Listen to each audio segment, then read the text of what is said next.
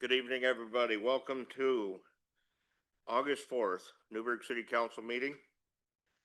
I call this meeting in order. Rachel, can we have roll call, please? Certainly. Councillor McBride? Here. Councillor Wheatley? Here. Councillor Yarnell Holloman? Here. Mayor Rosacker? Here. Councillor Turgeson? Here. And Councillor Carmen? Here. Councillor Kilberg is absent. Thank you. Would you all please stand for the Pledge of Allegiance?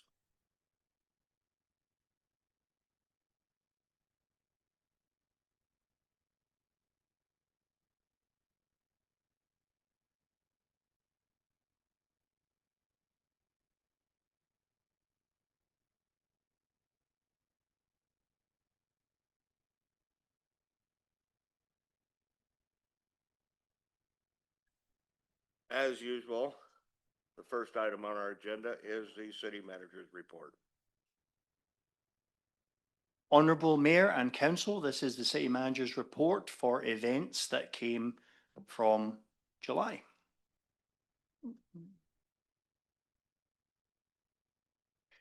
First of all, Capital Engineering. In early July, Keller Associates initiated a study to identify cross connections between sanitary sewer collection system and the storm system using smoke testing. That smoke testing is going to be happening soon. We're sending out information to the community on all channels, just in case anyone is alarmed because they see puffs of smoke coming up through the grass or even potentially from their toilet.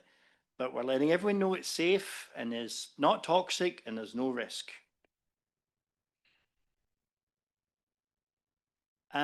Other things, Mountain View, as you know, is 100% crack sealed. South Centre and adjacent blocks have been crack sealed. East Fulton has been completed with grind and inlay repairs, and one soft spot deep repair has been done. And in August, there is going to be slurry sealing 3rd Street and Howard, and that area is going to be slurry sealed, and we're letting everybody know.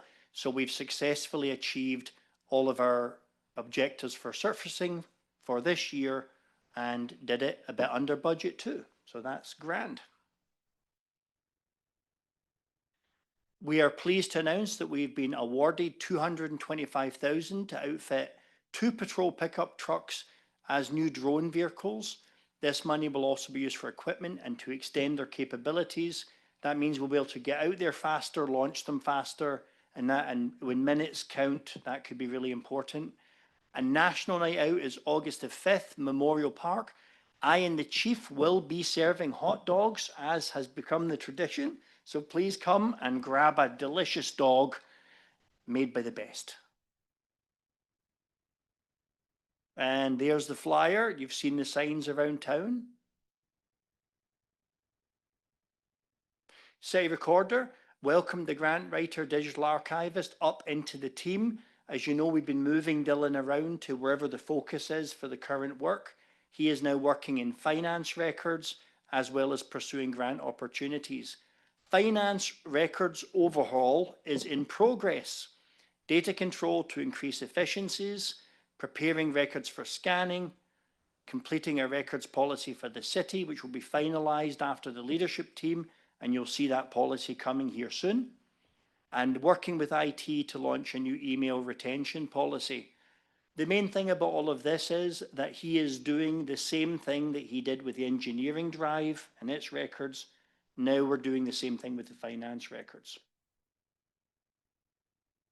Community engagement, continued work communicating about transportation utility fee funded projects. We've already identified the road sections for 2026. And the sidewalk crew will be moving on and doing the ADA work there to be ahead of that for next year. We worked with partners at Yamhill County and PGE to push information about county road work that's adjacent, as well as the EV chargers on PGE poles, which are rolling out. And we collaborated with finance to push the adopted biennial budget out to folks. And there's the table that had us at the Old Fashioned Festival. A vast quantity of candy was distributed, and also We had people interested in joining city committees and doing a survey about the town. And we collected all of that data, and we're going to be getting that to the council soon. And finance, the interim audit occurred. The auditors will be back at the end of October to wrap up. They met with the City Recorder team to discuss electronic records reorganisation. Court is working on a ton of modernisations, such as electronic convictions being sent directly digitally to DMV, an online payment portal, electronic docketing, etc.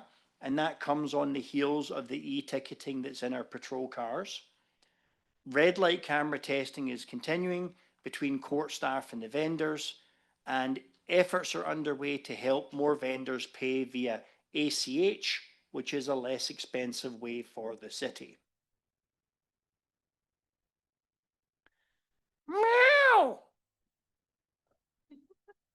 Now that Dylan is working with finance, unfortunately the cat problem is growing on the second floor. The number of cat people now outnumber the number of dog people by a strong majority. We will try to not let this affect our work too much. Community development. Kalina's substantial completion early issuance of building permits was approved. Popeye's design review for 2810 East Portland Road in the former Finnegan's building. I can't remember the jingle for Popeye's, but I know it's delicious.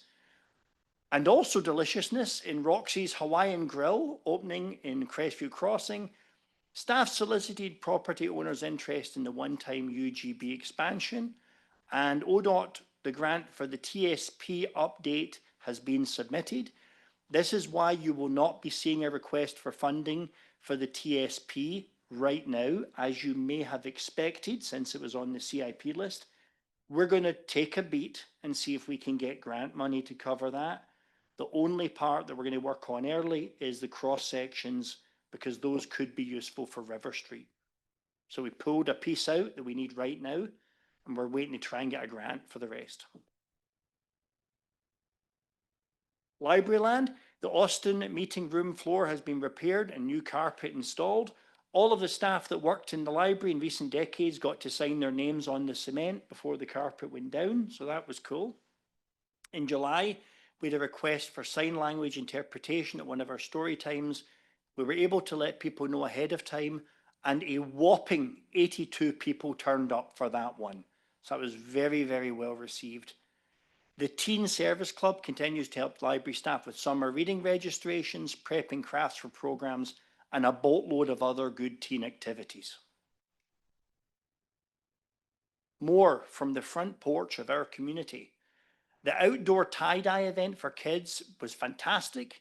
The library's cultural passes, paid for by the Newberg Early Birds Rotary, remains extremely popular, especially for the Gilbert House, the Aviation Museum and state parks. The summer continues to be super busy at the library, as it should be. Our highest new card registration of the week in June was 76 new cards, and that is a ton. Public Works Emergency Readiness, scheduled ICS 300 and 400 training at Public Safety in the fall is happening for those who need that FEMA certification. City staff and volunteers have priority for seats, and then partners from smaller staff agencies can be resourced for that.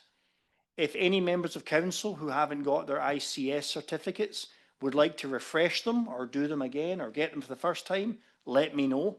We can get you in. Registration and information is to come in August, and attending Oregon City's emergency management meeting via Teams regularly. And I tell you what, that ICS 800 that I've did is a nightmare. Safety committee updates, onboarding and coordination for 4 new committee members. A new secretary and chair were selected in compliance with OSHA. TVF&R safety inspections occurred, and it is heard that we passed, thank goodness. Whew. Coordination with facilities, provided staff checklists and answered questions, reminded departments of good housekeeping, the sites passed. issued 2 heat reminders to all staff during that hot bit that we just had, and enrolled all safety committee members and supervisors for their NOAA and DEQ alerts. We all have those devices on our phones to know that to be safe outdoors with lots of hydration and breaks in the shade. Public Works, there is some of the cracking things that they've done recently. Lots of delicious sewer mains cleaned out. Wait, delicious sewer mains, that doesn't really... Some water mains were flushed. Many miles of junk picked up. Trip hazards mitigated on First Street. If any of you have been down First Street lately, you'll see that we got a lot of sidewalk repairs done recently to make there be less trip hazards. And there's a bit more to come, but we need to figure out which tree we're going to replace that one spot on First Street first, because it's raising the sidewalk. Okay. Public Works Operations, they did a whole bunch of things during the month, including a crane inspection, lab certifications, taking a giant screw press apart, changing wipers, welding, work on the clarifier and the clarifier drive chain. And there is a picture of that giant whopping device when it was dragged out and rebuilt. Also, in water side of operations, the average daily demand was 12% higher than the previous 5 years. Long dry summer, folks. There's the non-potable number. Complete backflow tests were reported, that many in 25. Replaced hypochlorite generators, that's what we use for the water bleaching because we don't use chlorine gas because it's dangerous. We did all those things. So here's a thing to know though, we just crossed the 4 megagallon per day several days this last month, okay? 4 megagallons. The maximum capacity that we can manufacture is 5.5. Just saying, something to keep in mind. That's a lot. And rebuilt the warped and leaking hypochlorite cell manifold. That's part of that repair I was mentioning. Some thermal work that was recently completed. Obviously, every time we've gone out and done grind and inlay, we have to come back in and put thermal plastic down to put back the crosswalks, the stop bars, and all the rest of it. Curb and gutter pour and saw cut on Blaine, and that was coming in and to do some repairs there. You know, there was some damage there from a tree, and so we were fixing that. And the merchants' pole lights were painted bright yellow, so there's no possibility that anyone could crash into them. So that is it for this month. As usual, taxpayers' dollars hard at work. Any questions, folks? Well, I think I can speak for the entire community when I say that it is really nice to see some of our worst roads being repaired. I've had very positive response from everybody that I've met. You guys are doing a great job. Thank you. I think you should probably clarify the cat people comment. We are talking about people that prefer cats, not people who think they are cats, right? Yes, Honourable Mayor, this is not a case of animal dualmorphism. In fact, this is the number of cat owners on the second floor where finance and admin live. Now there are more of those cat people than there are dog people. Cats are fine, but it used to be a more dog-centric environment. So the times they are changing. All right, the next item on our agenda is public comments. Sonda Martin. Good evening, welcome.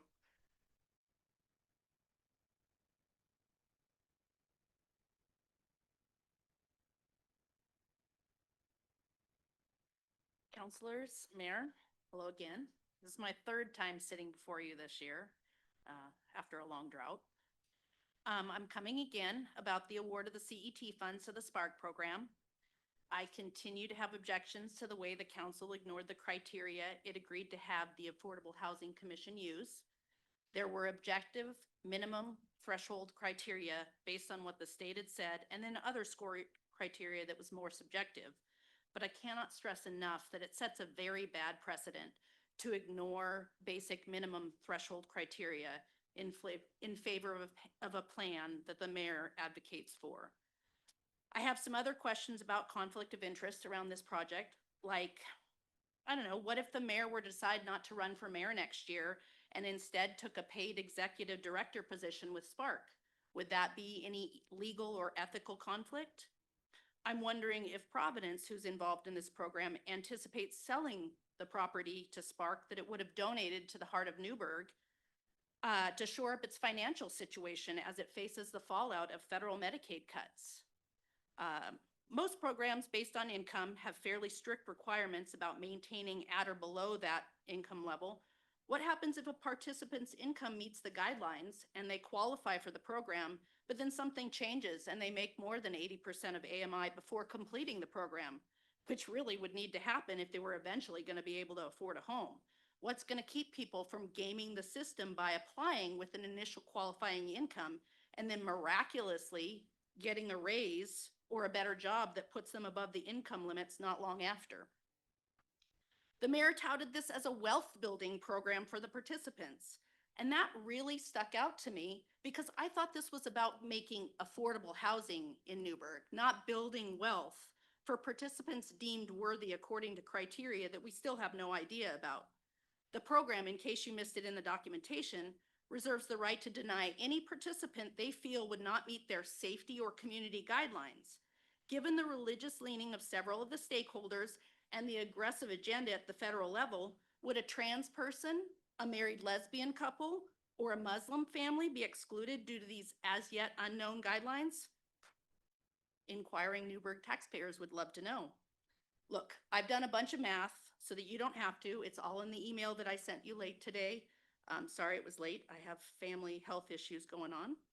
Bottom line, I've plugged numbers into different calculators, which I referenced and linked in that document. Mortgage calculators, income calculators, etc. It all says the same thing.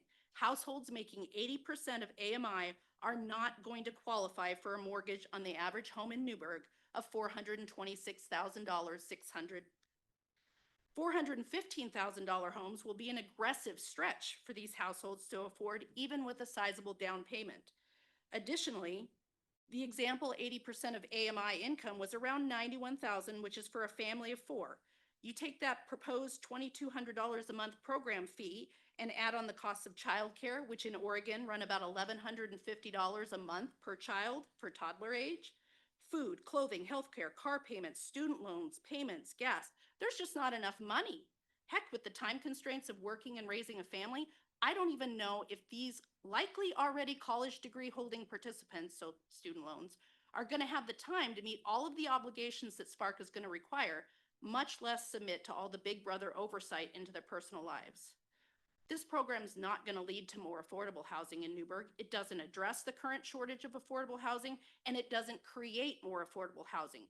It will be impossible for the folks most in need of affordable housing or housing stability to even participate in this program. To even afford the monthly $2,200 fee, only 4-person households making the max allowable income could apply, or 5 or 6. And don't get me started on the erasure of tenant rights that avoiding the tenant-landlord relationship is going to potentially cause. Bottom line, the Spark program and the mayor made it very clear. What this program is supposed to do is provide a wealth-building opportunity for a demographic deemed worthy of participating. And even if you think that's a noble goal, it's a bait and switch, because holding out the promise of down payment assistance at the end of 48 months of intrusive and patronizing education, only to not distribute that money because the participants can't find a house they can afford. And the Spark program knew, or should have known, this from the beginning. So who is really going to benefit in the end from that $700,000+? I'm asking you, rescind the award, make Spark present a program that meets criteria, addresses the bad math, and answers the question about the curriculum and the fairness. Thank you. All right, The next item on our agenda is the economics or opportunities analysis. James, welcome.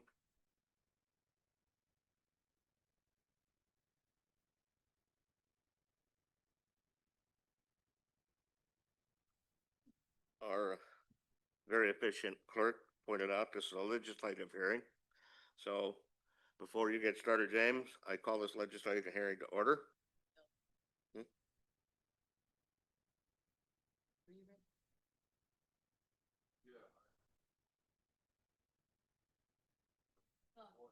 It'll be after.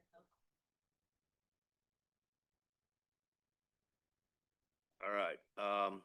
So at this time, if any of the counselors have a declaration of conflicts of interest or absentations, this is the time to announce it. Thank you very much. James, we're ready for our staff report. All right. Good evening, counselors. My name is James Dingwall, one of the planners with the city. And so the first item on the planning side tonight is going to be looking at the adoption of the economic opportunities analysis from 2021, case file CPTA 220002.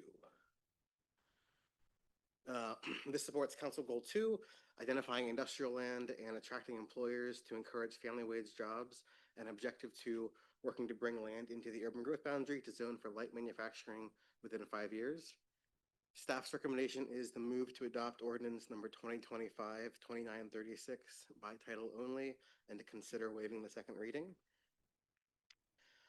As an overview of the project, between 2018 and 2021, the city conducted long-range land supply planning for residential employment and public and semi-public purposes, partially funded by grants from DLCD.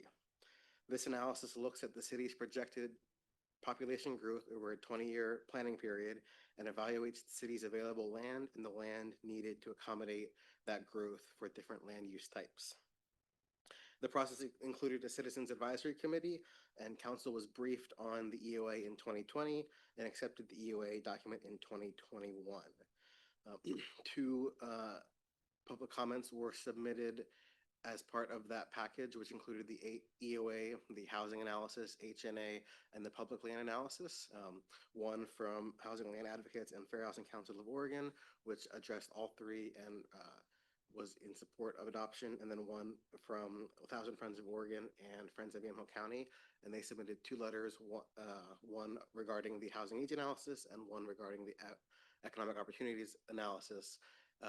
As we'll discuss later, the HNA housing part has been deferred to later analysis work that's updated, and the EOA comments were withdrawn at the Planning Commission public hearing by 1,000 Friends of Yamhill County for their EOA comments.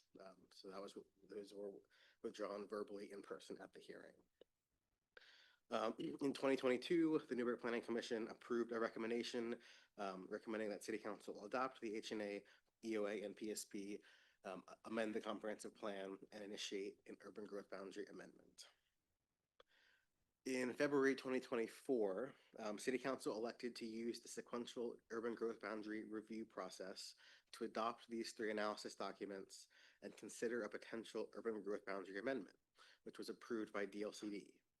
In August of that year, Council directed staff to modify the sequential UGB work program to only include the economic opportunities analysis and request that the city's residential housing need analysis be rescheduled to the 2027-2028 cohort to conduct updated analysis. This was approved by DLCD, and DLCD staff indicated that the EOA itself could be adopted through the existing post-acknowledgement plan amendment that had been filed with DLCD for the project overall. And because of that, the sequential EGP program was dissolved, and that was approved by DLCD as well.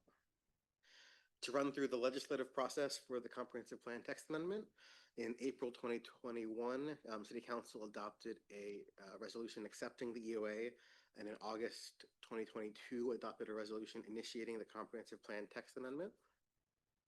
In September 2022, the post-acknowledgement plan amendment was filed with DLCD, and notice of those public hearings were published per the Newberg Municipal Code. The Planning Commission held a public hearing in October 2022 and recommended approval by City Council. So tonight, we are bringing that process up to date and conducting a public hearing to consider adoption of the EOA in ordinance number 2025-2936. Moving on to the ordinance, 2025-2936 adopts the City of Newberg Economic Opportunities Analysis and amends the Newberg Comprehensive Plan, Chapter 5, Land Supply and Need. In particular, as shown in Exhibit B, the amendment updates the comp plan discussions of the buildable lands inventory, commercial, industrial, and institutional land supply and need, and the overall summary of land needs. The residential and public and semi-public land need sections will be updated when the city conducts that future housing work for the housing capacity analysis and housing production strategy in 2027 to 2028. The EOA analyzes four main sections: factors affecting future economic growth, employment growth and site needs, a buildable lands inventory, and land sufficiency. The EOA projects that between 2021 and 2041, Newberg will see an increase of approximately 4,400 employees, growing from just over 14,000 to approximately 18,400. This map from the EOA shows the employment areas evaluated in the employment buildable lands inventory, primarily including areas downtown, along Highway 99, in the Springbrook employment area, and around the mill site. I will note that this is a kind of a snapshot in time analysis that does get updated as these long range planning projects happen, and so there are certain areas that have been annexed or have had zone changes, and so there will be some slight discrepancies between the current map and this analysis, but this EOA really looks at that point in time projecting forward. And then if the city were to consider an urban growth boundary amendment, those changes and how they impact the land supply and need would be factored into account for the final number that the city would bring to the state to request. So it's not a overarching, exact map from 2021. The EOA projects that the city will have a surplus of 21 acres of commercial land between 2021 and 2041. It notes that it projects that industrial employment will increase from 25% of the new jobs created to 32%, and that 50% of those 4,400 new jobs will be in industrial areas. And so because of that, the analysis breaks the industrial land need up by site sizes and says that the city will need a range of small and medium sizes to accommodate the variety of industrial users that may locate or expand in Newberg. And that represents a land need of approximately 152 acres of industrial land. One note as well, there's kind of there's an item there about those large sizes over 50 acres, and that represents the mill site being marked as developed in the EOA, which was evaluating it given, I think, kind of some current redevelopment discussions at the time, while also marking it as one new site needed. So just kind of reflecting the uncertainty about that site, but highlighting overall the need for those small, medium, and medium-large 5 to 50 acre site sizes. The staff report includes findings for the statewide land use planning goals, the Newberg Comprehensive Plan goals, and the Newberg Municipal Code 15100, the Type 4 legislative process. So staff's recommendation is to move to adopt ordinance number 2025-2936 by title only and to consider waiving a second reading. And with that, happy to answer any questions. Thank you, James. We'll get back to questions in a minute. First, we have public comments. And James Talt, you're up. Welcome. Good to see you again.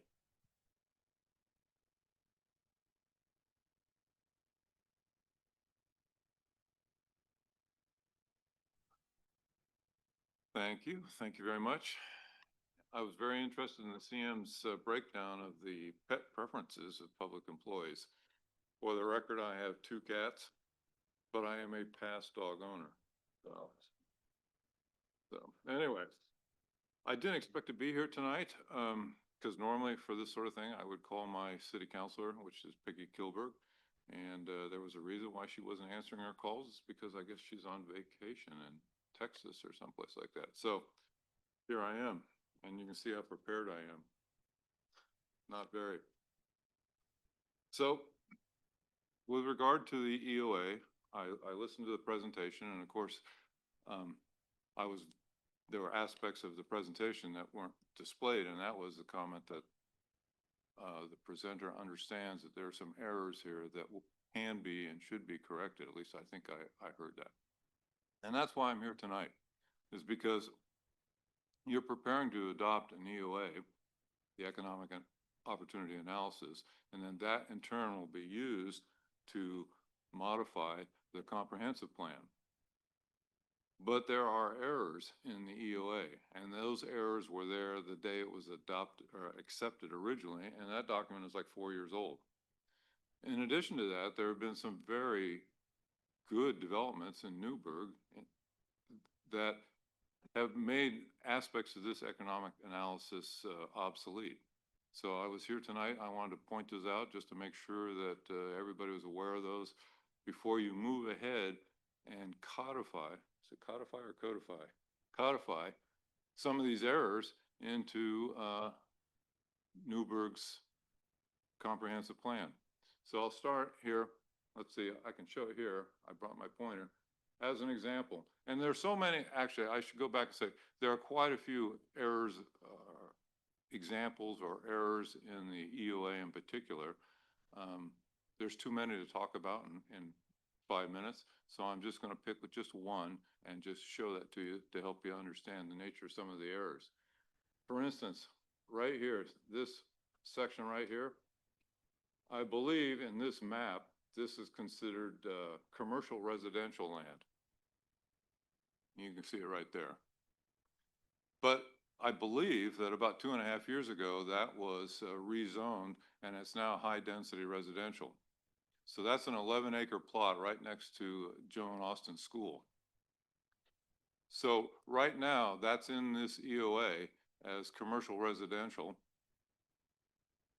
and it's 11 acres. Now, if we go over here to this section this section down here, this is Crestview Greens and Crestview Crossing.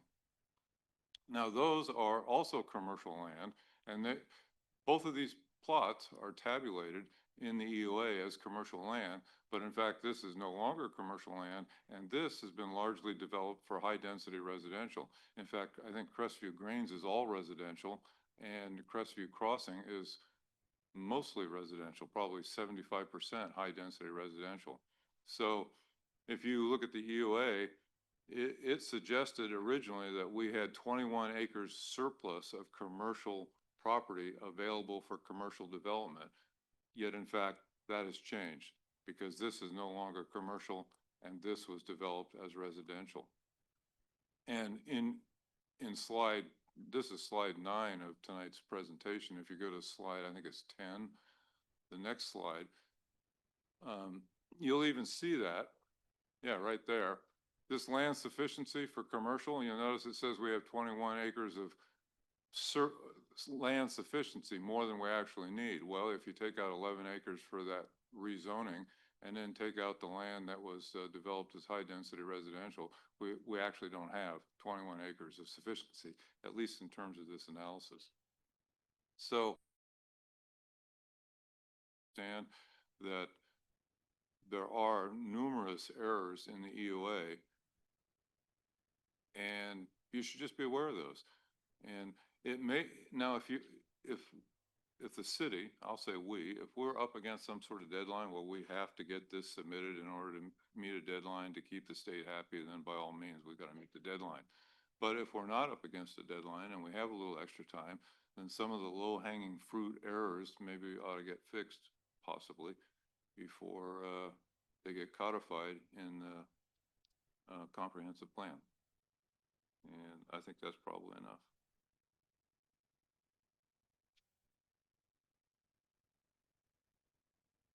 Thank you.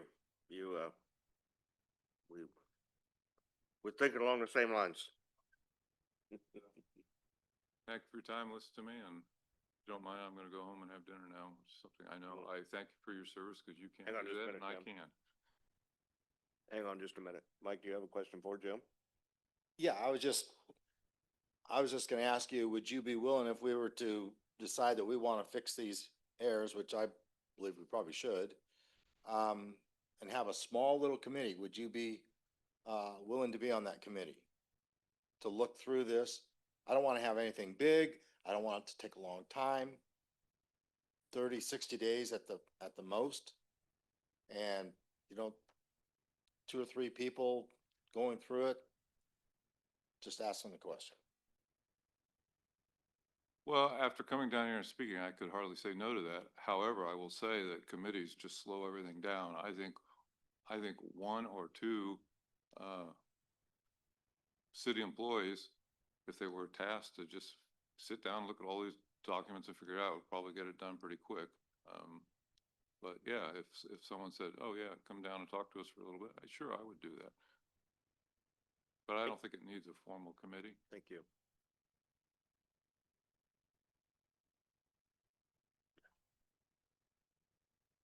James? Why don't you go ahead and start by answering Mike's question? Do you think it's worth putting together a small group and correcting some of the errors? Why or why not?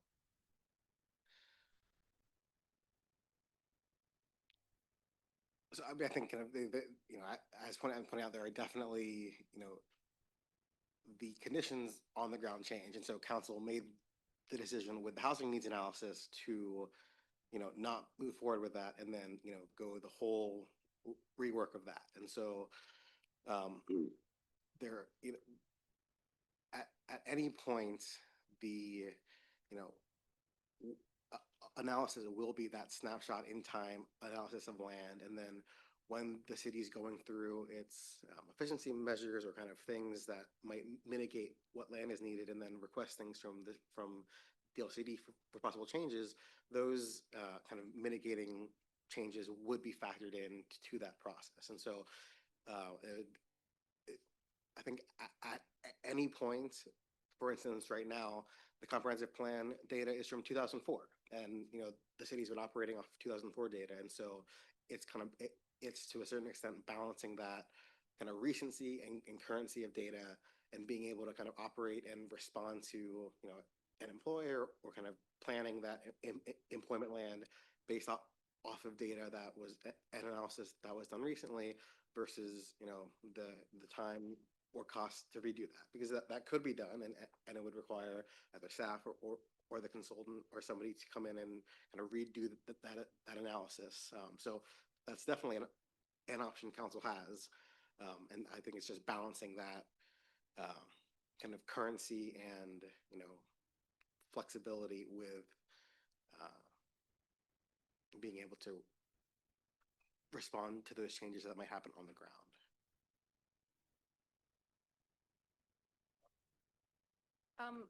We're trying to bring in industrial land, correct? So the commercial land doesn't really matter. Am I understanding that correctly? I mean, it shows that we're deficient in industrial land. So, I mean, we could approve the EOA because it's industrial land we're wanting, not commercial, correct? So the analysis, you know, does have that bulk of the land need being industrial. And so kind of as that reconciliation happens, it might be that the areas up in Northwest or in the Crestview developments would even out for that, you know, 21 acres of surplus gets mitigated by that area becoming now residential. And I mean, I think a part of that reconciliation is being, you know, split to a certain extent now. If the housing work had, you know, been advanced, that had demonstrated that need for medium and high density. And so part of that interplay is, okay, Crestview Green now has some commercial or some residential, and that balances out for the need for residential. And so now, just from the implementation perspective, you know, that document and that analysis is happening in 2027. And so there's a little bit of a misalignment. But so based on the analysis here, and I mean, I think there are probably more examples that Mr. Todd has that aren't just for commercial. Um, based on the analysis, the ask the city would be making for its UGB expansion would be industrial. So yes, for these examples, that doesn't apply. I'm sure there are some areas in the city where there's been industrial land that was deemed vacant in 2021 that now has developed, and so, or has now become vacant. And so that accounting will happen to a certain extent, regardless of when we would go and make that ask. So I think it's balancing kind of the extent to where that balancing happens on the go versus kind of stopping, getting the current document as up to date as possible when it's adopted. And then that shift happens over time anyway, over the next 20 years until the next EOA happens in 2037.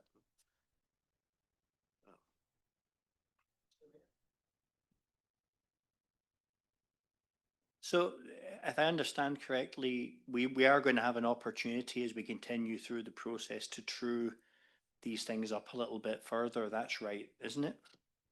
Yeah, when the city would submit a request to expand the UGB, that has to be based on substantive facts and figures. And so, adopting the EOA into the comprehensive plan is like the 90% bulk of updating 2005 data to 2021 data.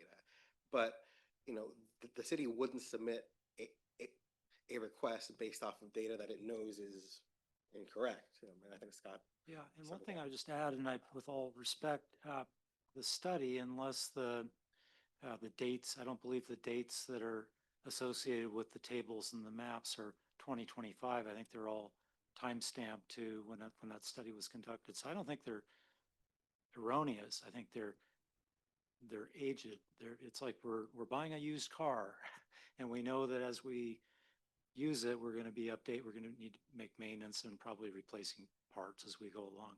Alternatively, you start over again, like what you're doing with the housing needs analysis. But I think for council's goals and industrial land, this is a functional study and a functional plan that you can use. Yes, the planning period for the EOA is 2021 to 20.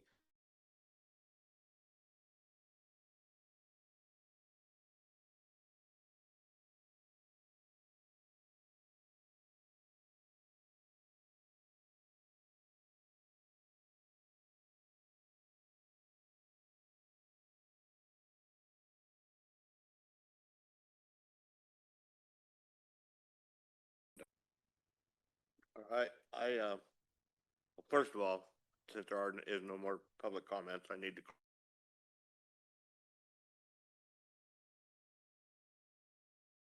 want to spend more money hiring a consultant to update this document. If this is something that our staff can do at the proper time in-house, I think that's more prudent than trying to get that done. So my position is that we go ahead and pass this bill. Mike? Well, my only concern is that we adopt this bill, we pass it, staff gets busy, obviously, doing things. And as things just happen, you never get back to it. And all their good intentions, and unless we are up against a timeline, let's just take a little bit more time and just clean it up a little. That's what I think we ought to do. Clean it up now and then pass something that's more in line with everything. I mean, but again, I don't want to take a whole lot of time on this, but I mean, are we on? It seemed like we were a few months back, or maybe it was a year ago. We were under some type of a timeline. Maybe that was on the different housing.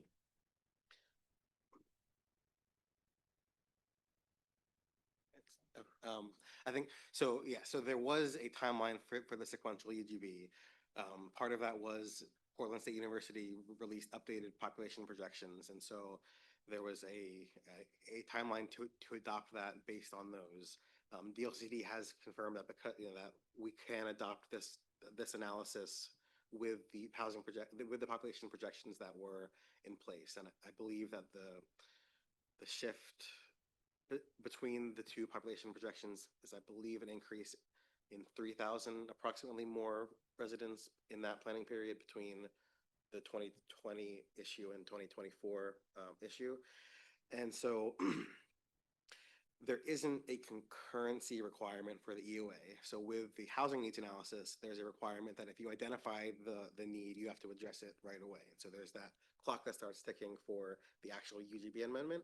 For the EOA, there isn't that concurrency, is what we heard from DLCD. And so kind of from that, if, council wanted to move forward with an urban growth boundary amendment to address that industrial need, they could do that. If they wanted to wait and time it with the housing work that would happen in 2 and 3 years, they could do that.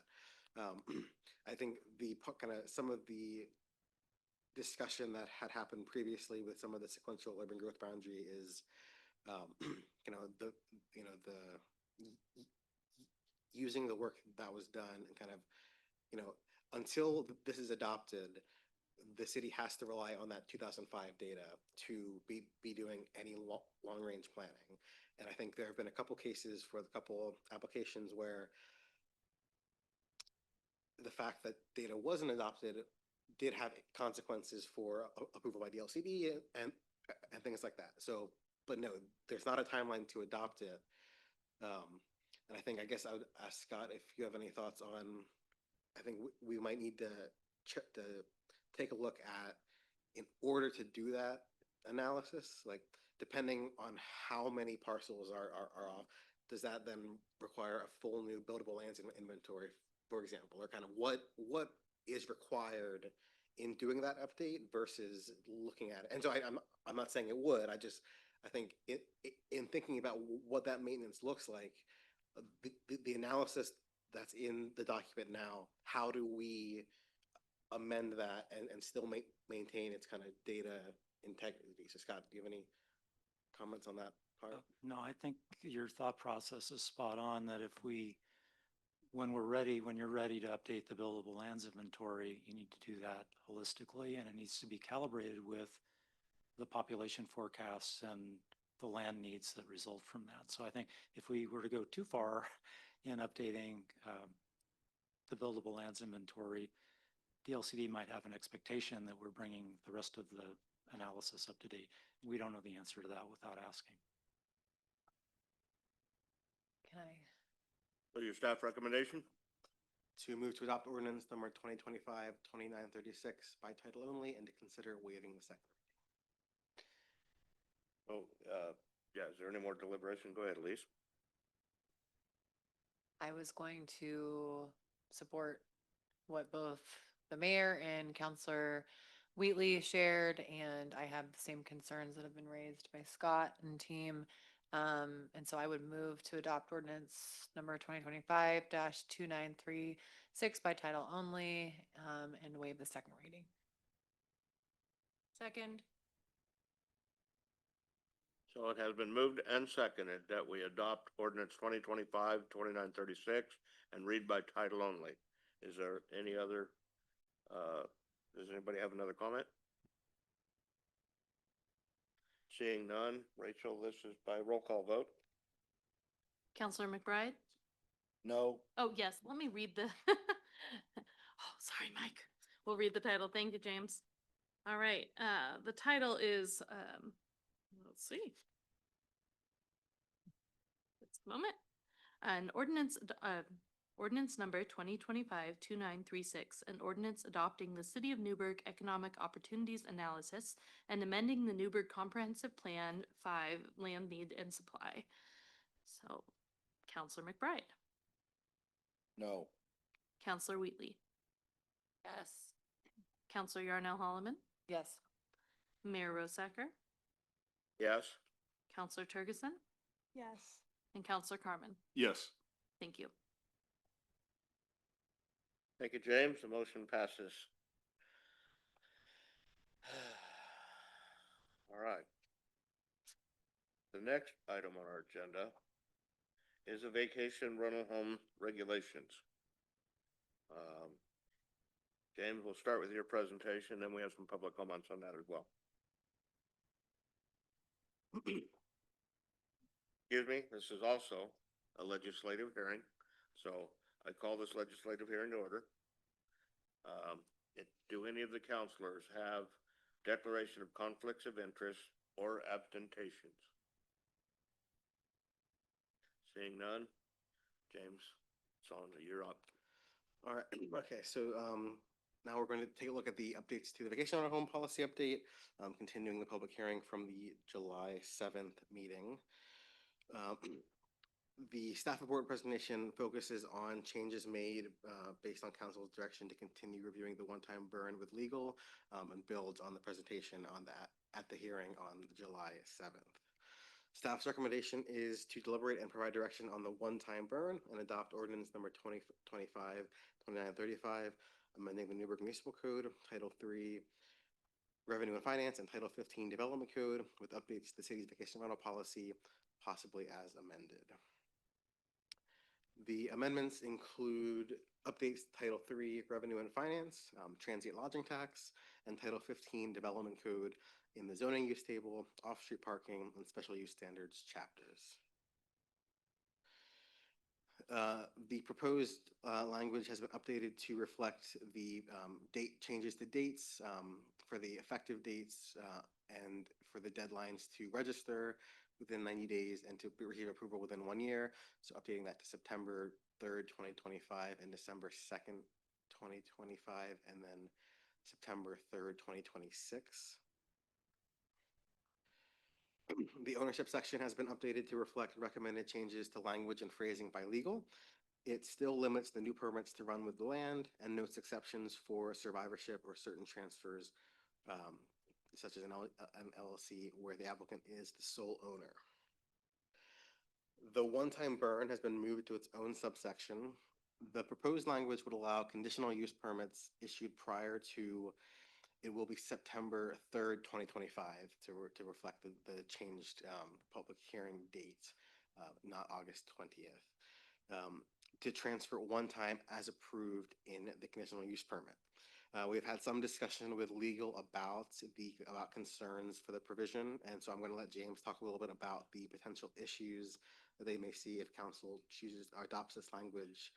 If council chooses to not proceed with the one-time burn, staff's recommendation would be to amend the ordinance to remove subsection G, renumber subsection H to account for the removal, and if council would like to continue exploring the one-time burn option after hearing James's thoughts, staff is going to ask that you again would continue it to allow time for that continued work on the language to account for legal's concern. So, James, do you want to speak to the thoughts? Thanks, James. Well, first, as a procedural matter, if council does want to remove the one-time burn in the language to adopt the ordinance without it, I'm going to advise council to reference the specific section so it can be captured in the minutes. So it would be section 15.445.330, paragraph G, so that we're in our minutes when folks look in the future, they're not questioning what one-time burn means or is. The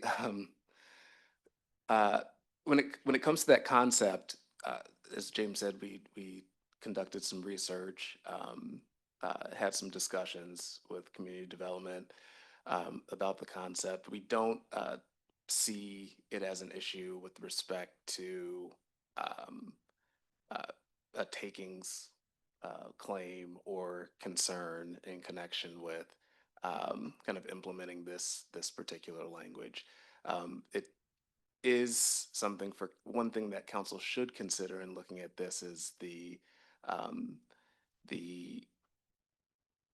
what we'll call impact as it relates to the goalpost rule and having a kind of retroactive effect on the restriction in transferring permits and how that aligns with the application of the goalpost rule. The one-time burn doesn't necessarily function as a solve for that. There's still some exposure, if you will, for the city despite the one-time burn. Solution, if you will, or the um, benefit of the one-time burn is more of a policy add, if it's something from a policy standpoint that council wants to implement to allow current owners to freely transfer it, you know, outside of the items that are not recognized as transfers. It's certainly something council can do. But it, from a legal standpoint, it doesn't necessarily extinguish the reality of that retroactive application and how that um, um, impacts kind of goalpost concerns.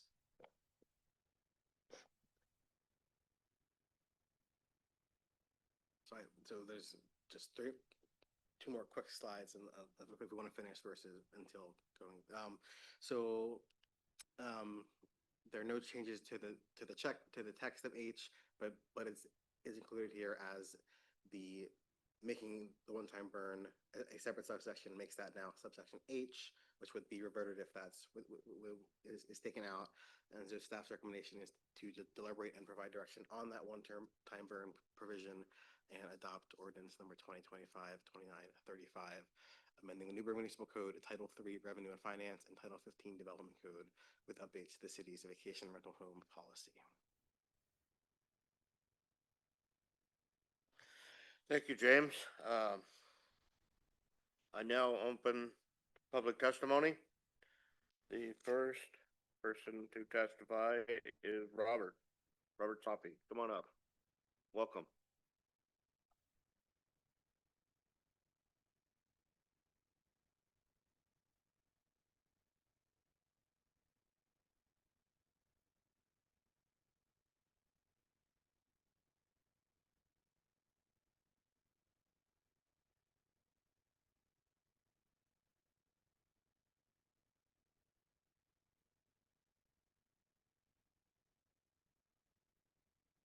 Good evening. As I said, a neighbor of mine had made an error in submitting testimony before the deadline, so he asked that I read it because he couldn't make it tonight. And I'm going to try to read it literally, no interpretation on my part. To the Newberg City Council, greetings. Oh, this is from Kurt Johnson, a local resident.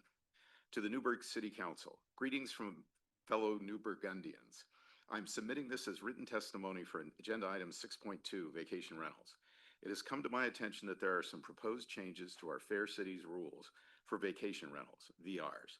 I would like to get my opinions on the record.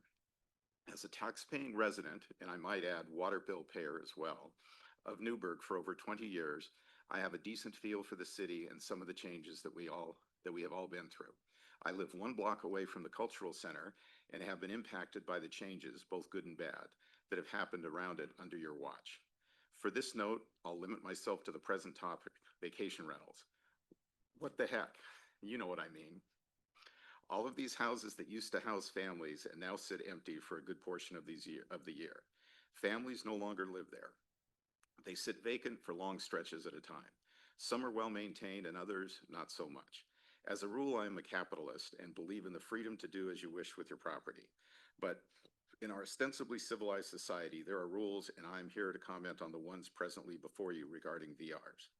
While I do not object to VRs as a concept or event as a practice, I feel that there needs to be a limit to the number of them in any given area neighborhood. I would like to not have them too close to each other so that we can preserve the feel of the neighborhood. I like having neighbors that I know I can trust, or those that I know I can't trust, or I know not to trust. Either way, an empty house is not a positive contribution to the neighborhood feel. People are. I have read recently that there is a change proposed to the approval process such that the Planning Commission will no longer be involved, that there will not be a public meeting, and that the impact on neighborhood livability will no longer be considered for VRs. Such a change would be a significant setback for any semblance of transparency of the approvals, as well as a loss of the opportunity for the neighbors to have a voice in the process. In this current political environment where we are becoming more closed-minded and more authoritarian, we need to preserve the few forums that remain where our voices can be heard. Please do not change the approval process. Peace, and he's got his initials, KJ. And again, I'm not supporting or opposing anything. I'm just reading the neighbor's testimony that didn't make it in. In the last 2 minutes, I'll give my own testimony. you guys have heard enough from me. You don't need me to go repeat what I've said before. If I haven't made my points by now, I'm not going to make them. But I do want to make two comments. Well, a comment and a request. I want you to note that in this process of the last two meetings, you've gotten 10 different citizens to submit written testimony. That's independent of what I have testified. They all share the same two major concerns. Density goal or no density cap, and taking this away from a public meeting and moving it from conditional use to special use. I recognize the difficulty with doing a density cap at this point and respect that, yeah, we got to try for it next year. But the change in the approval process is an easy change for you to block tonight. I think there's just two things on the table that you need to not change, and we can keep it as is. I'll note at the last meeting, 3 of you seem to expressed interest in leaving it as is. My request tonight is let the council vote on that. Let council members decide, do they want to change it or not? And if the council decides they want to change it, then that's their decision. But I think it warrants a vote. Anyway, I thank you all for your efforts on this, and I wish you all luck tonight. Thank you. Thank you, Robert. And next we have Sonda Martin.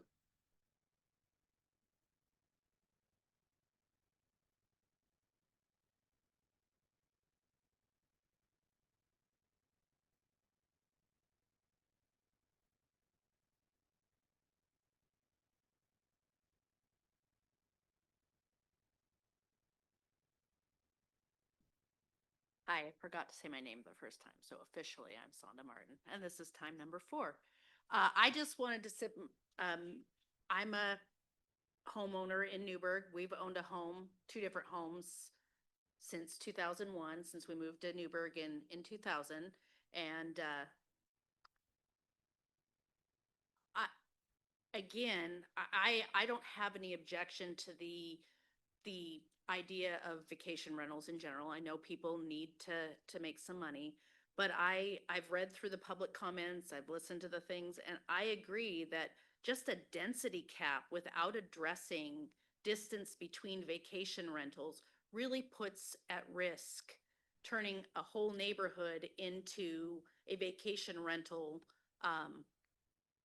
resort. All these new houses that are getting built, I mean, what's to stop people from investors from just buying up houses to the 2% cap, especially in good neighborhoods or ones that are close to commercially or recreationally fun things, and leaving other people out of the market. And if we're talking about affordable housing in Newberg and the scarcity of it, then allowing a lot of investment just because it sounds great and it's going to be maybe a moneymaker for the city. And, we always need funds because everything goes up and the federal government's cutting off everything that they can. I'm concerned. I'm concerned about the density. I'm concerned about every house in my 12-house cul-de-sac becoming potentially vacation rentals. And then I have no neighbors that I know or can trust, and a lot of cars coming in and out, and a lot of other mess that nobody's responsible for. And I'm concerned about the livability of Newberg, that we aren't taking care of the people in Newberg that we need to take care of, the longtime homeowners that obviously have objections to this.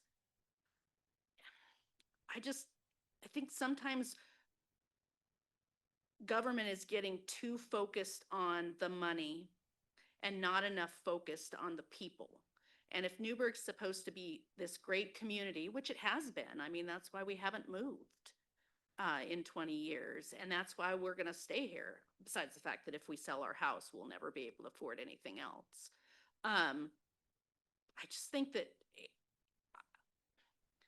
especially in the environment that we're in, and with everything that's happened federally and coming down the pike and spreading from the East Coast to the West, that we need to not forget the people in Newberg just because there's money somewhere to be had. And that's all.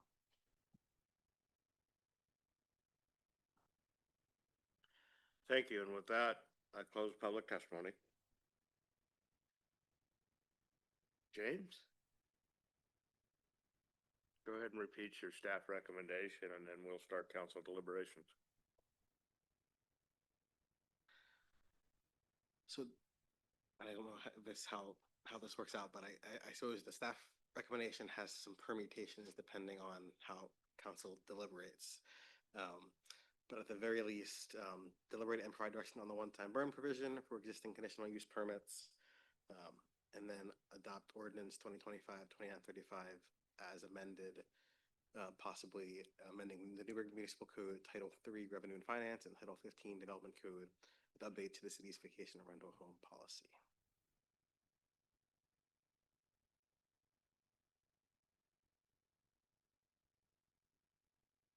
Okay, I think this is for James, our lawyer. So it seems like the conditional use, keeping it as it is the safest for the city, correct? No legal harm. Well, I wouldn't necessarily categorize it in the specific labeling, but when we're looking at the impact on the existing conditional use permits, the kind of minimum exposure comes when you kind of let them be, as they currently sit.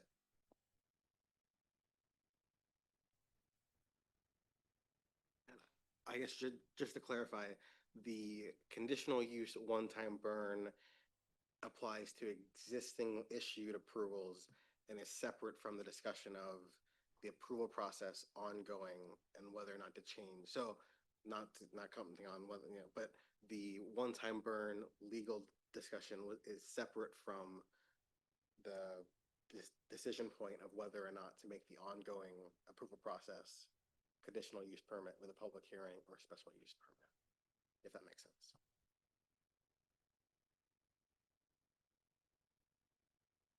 So, yeah, I think that's, at least that, James read my pause in response to your question, I think. So we have the table in the ordinance that is making some adjustments, to where there are certain permits that were historically conditional, it's just conditional use permits, are now changing to special use permits. From a forward-looking perspective, not necessarily providing any sort of opinion, if you will, on minimizing exposure with the forward-looking components. I think the exposure piece that I commented on is the backward-looking permits, the permits where there is an existing, as of today, conditional use permit that somebody is holding for a short-term rental. So if I could make a suggestion, let's talk about the one-time burn part of this exclusively, then we can go back and talk about the whole thing. Councilor Carmen didn't get an opportunity at the last meeting to share this. I'm sure he's brought himself up to speed, but how do you guys feel? Shall we move forward with that part of this? Or should we not? Robin? Remind me why we're doing the one-time burn. Can we just leave it conditional use? I guess I'm confused. It's been a while. We've had so many discussions. So is this on the people that already have conditional use permits? We're talking about making that be a one-time burn, correct? Can we just leave it at conditional use? Not one, Could I maybe say it in a different way? That was the process used to be a land use process. And that was called a conditional use. It would have been a non-conforming use. It made that property permanently eligible to be a short-term rental. What our change is to change that classification to a special use, which gives the person the ability to run a short-term rental in that property. But when that person no longer owns that property, it will no longer have that special use. Is that accurate, James? Yes, and so what council has discussed is going forward, the intent was, it has been stated that everybody going forward in the future should run with the person. But there's a bucket of people, the majority of permits that have been issued. There's this group of people who are holding current permits now that in their permit, they were granted the ability to transfer it. And so the one-time burn is a conversation about does that group of people, is there a change to what their approval granted them? While going forward, if in the draft language, everybody would run with the person, but it's just the planning commission has already approved planning commission orders for 414 First Street that has a vacation rental, and so they have the ability to sell it, and so it's just they are kind of in a bubble outside of the language that would apply to everybody moving forward.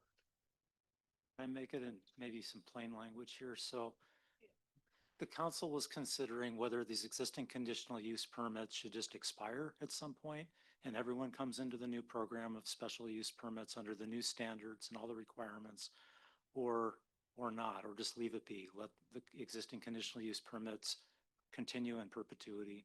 And the one-time burn was an effort to, rather than establish an arbitrary expiration date for all of these existing permits, it was I think, an effort to sort of acknowledge that you have these existing business owners, and rather than setting an arbitrary date when their permit ends, or just having it end when they sell their property or discontinue, it was granting them the ability to transfer that at least once. And the concern at that point was that if you just cut them off right away with, with this new code, then is it diminishing the value of their property in some way? And what we learned is that no, it wouldn't have that effect, but it had this other,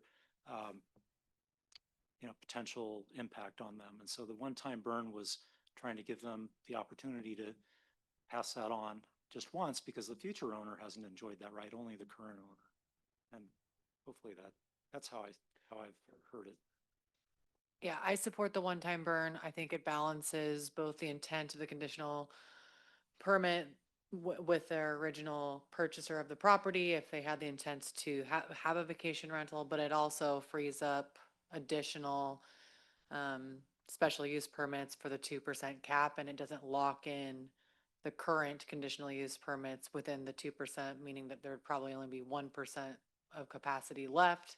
So it allows for the churn to continue with the actual person vacating or leaving or selling their property, not the actual property. So I definitely support this, and I think that was the intent of what we asked staff to go back and do.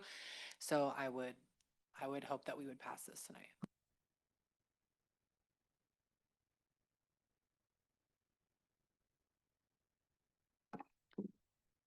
I am not going to be in approval because all the other reasons I previously stated, but that would also be my recommendation, is that you go ahead with the one-time burn.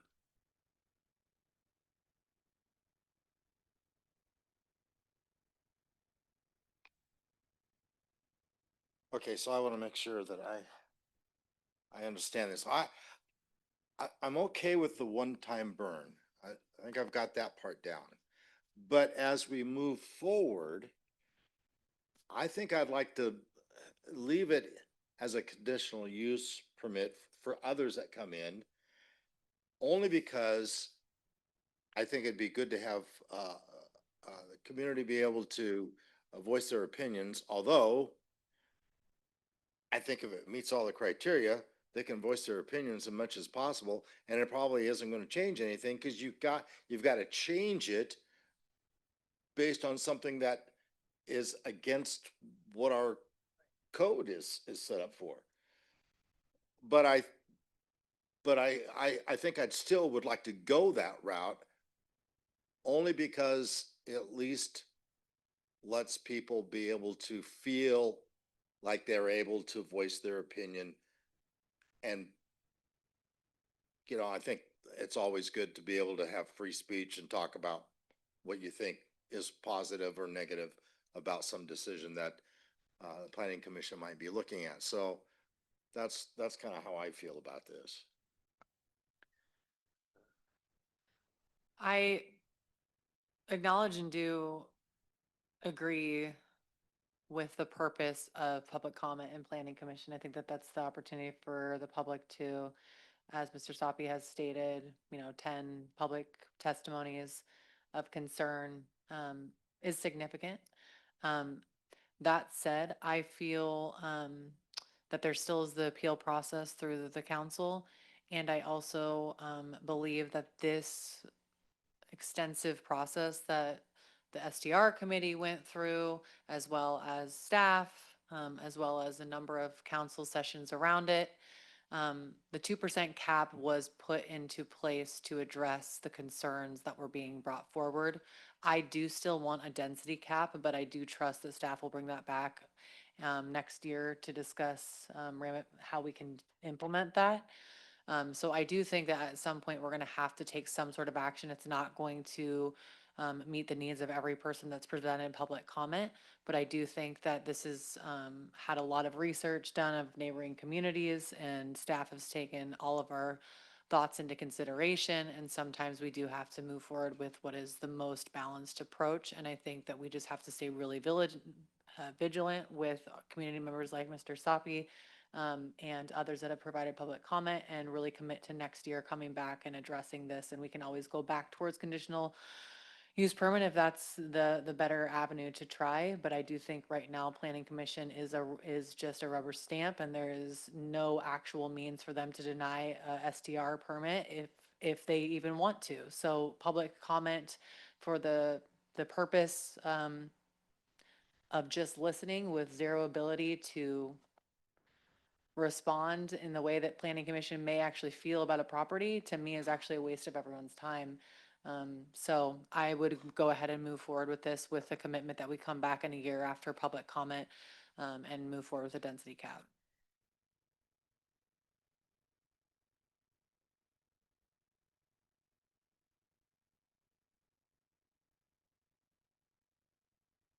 Would anybody like to make a motion?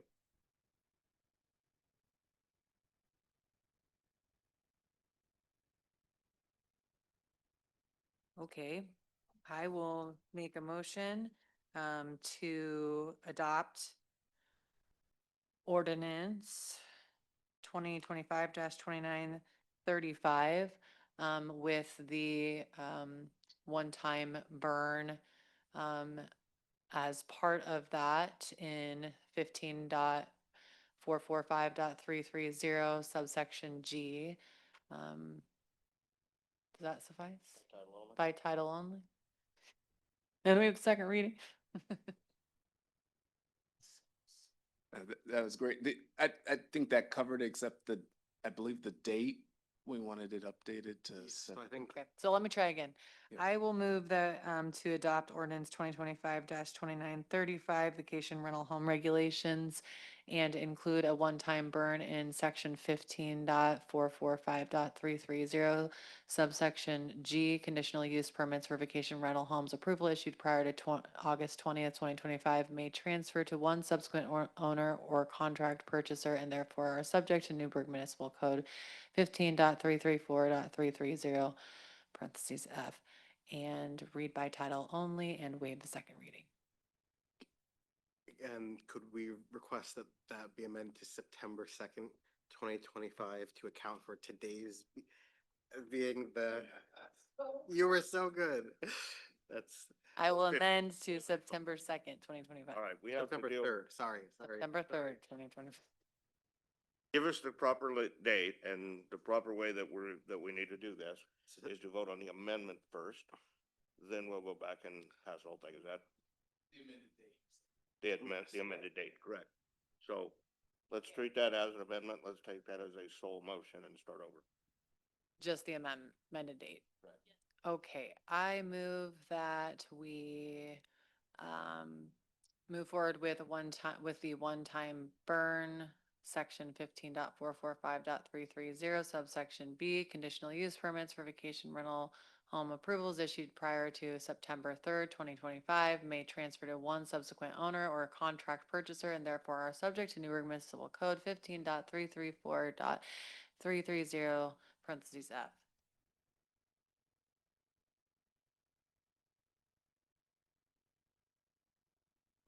All right, so right now we're gonna vote on the amendment to change the date to September. September 3rd, 2025. Is there any more discussion on that? We can probably voice vote on this, right? On the amendment, sure. All right, so all in favor signify by saying aye. Aye. Aye. All opposed, nay? All right, that passes unanimously. Now we have a motion and a second on the table, an amended motion and second on the table. Is there any further discussion? Well, my second covered both. The amendment is not separate. We just vote on it first. Okay, so I'll second that as well. So is there any further discussion? So I would like to remind us where we started and where we are. The problem that we had when we started as council, what, 2.5 years ago, is that we had a certain number of vacation rentals in our city that were not legal. They were not operating correctly. So as a result of that, we decided to take a look at the entire program. One of the things that we discovered is that with the conditional use, made this a land use deal. And the problem in my mind with that was that it did make a house permanently a vacation rental, no matter who owned it. And that didn't seem right. And that is also the reason that it went to the planning commission, because it was a type two planning decision. By changing it to special use, and this was done on the recommendation of our staff, that changed it to a type 1, and it's not a major land use problem anymore. Now, a citizen can have a vacation rental in their house as long as they comply with all the rules and own the house. So there has been a lot of work and a lot of staff time put into this. I know there's a couple items that, the distance, that I know that we're going to deal with again in the very near future. But what I would like to recommend is that we go ahead and pass this, move forward, and then revisit those issues as they come up. Anybody else?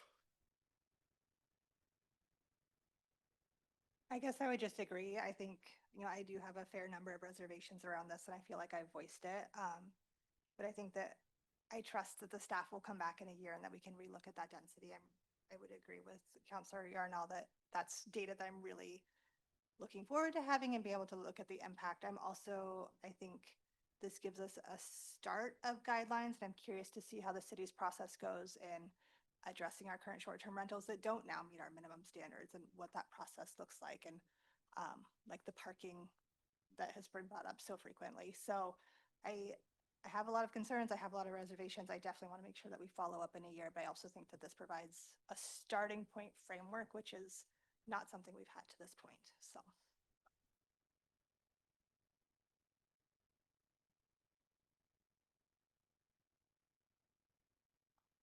I too am very concerned, and would like to implement a density cap. I think initially we didn't think we needed one, but with all the public comment that we've gotten, I think we will need to address it. It is important to me. I am concerned about our neighborhoods. I'm concerned about what my constituents think. And yeah, I would like to address it tonight, but I don't think we're going to do that. We've had a great amount of people saying we need a density cap, and we know there's one every single month. So in another year, there's going to be another 12 more, maybe 15. I would like to see, I think a visual would be awesome, where we look at the streets and have each house labeled so people know, like, hey, this street is really full. I think if we had that visual right now, we would have passed a density cap. I know in my neighborhood, I have 2. Anyway, I feel bad because I would like to do something tonight, since we've had so many complaints about the density cap, but I think since we already passed it the previous meeting, to look at in a year, I'll go with that, but I just want people to know I am concerned about it.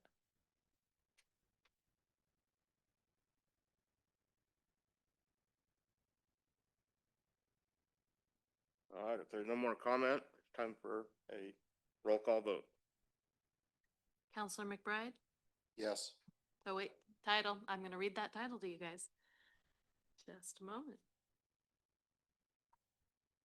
All right, we're voting on ordinance 2025-2935, an ordinance amending the Newberg Municipal Code Title III Revenue and Finance and Title 15 Development Code to update vacation rental home policy. And this is also being approved by title and waiving the second reading. Counselor McBride. Yes. Counselor Wheatley. Yes. Counselor Yarnell Holloman. Yes. Mayor Rosshacker. Yes? Counselor Turgeson. Yes. Counselor Carmen. No. Thank you. Thank you very much, James. The motion passes.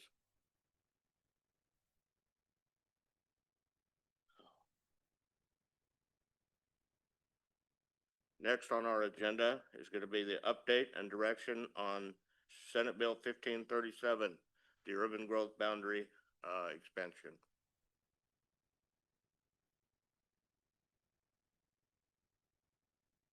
All right, so the last planning item for tonight is to provide an update and get direction on the Senate Bill 1537 urban growth boundary expansion options. This item supports Council Goal 2, implementing a careful and that might be too prudent fiscal policy, ensuring that the city has this long-term financial plan that supports its goals and objectives, and continuous Goal E, furthering strategic planning and growth with taxing districts. Staff's recommendation is that council moves to direct staff to conduct a formal solicitation for a Senate Bill 1537 one-time UGB expansion sites. To touch on the background, in October 2024, City Council directed staff to send a letter gauging property interest, owner interest for affordable housing development through SB 1537. Staff sent letters to property owners adjacent to the UGB and in either the urban reserve or designated as non-resource land.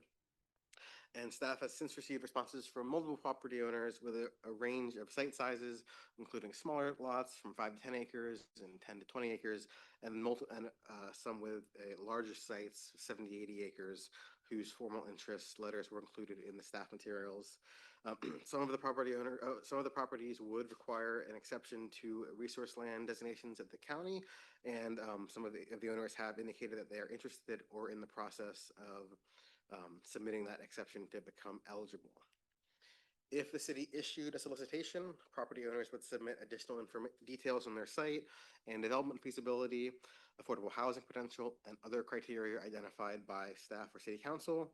Council would select a site and determine that no sites fit the need, so council doesn't need to select a site if they issue a solicitation. Notice will be provided to the public, Yamhill County, each special district within the UGB, and DLCD. And just as a note, it was linked in the RCA, but the City of Bend is currently conducting this process, and so there is some kind of a little bit of guideposts to see how their process is going if we were to embark on this solicitation.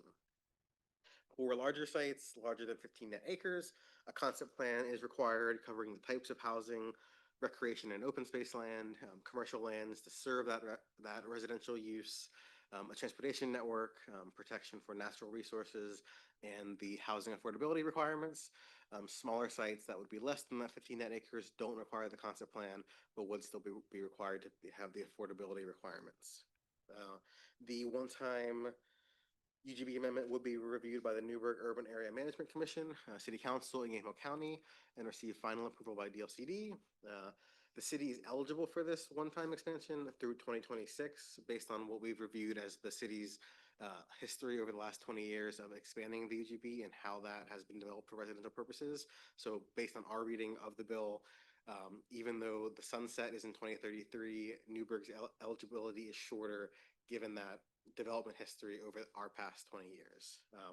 And then finally, on July 7th, 2025, Council discussed a potential de-annexation and UGB land swap for some property in southwest Newberg.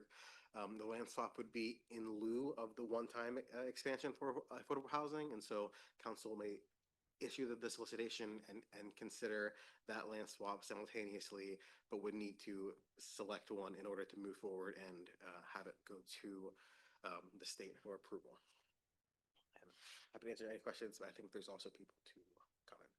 Well, we do have a public comment, but I do have one question I would like to clarify. In my reading of Senate Bill 1537, it states that any land that we propose already has to be in the urban reserve. Is any of the land in question, is that correct? And is any of the land proposed inside the urban reserve? So it has to be adjacent to or across the street from the UGB and either in the urban reserve or in non-resource land. There are some provisions that we're clarifying with the LCD for if we did do the land swap, as far as there's references to provisions for cities in metro versus outside of metro, and what the land swap provisions would, if that would require that land to be in the urban reserve. And so we're clarifying that with the LCD, but that's limited to the land swap. For the regular UGB, as long as it's adjacent or across the street, it can be outside the urban reserve as long as it's not resource land. So let's let our, Brian, good to see you again.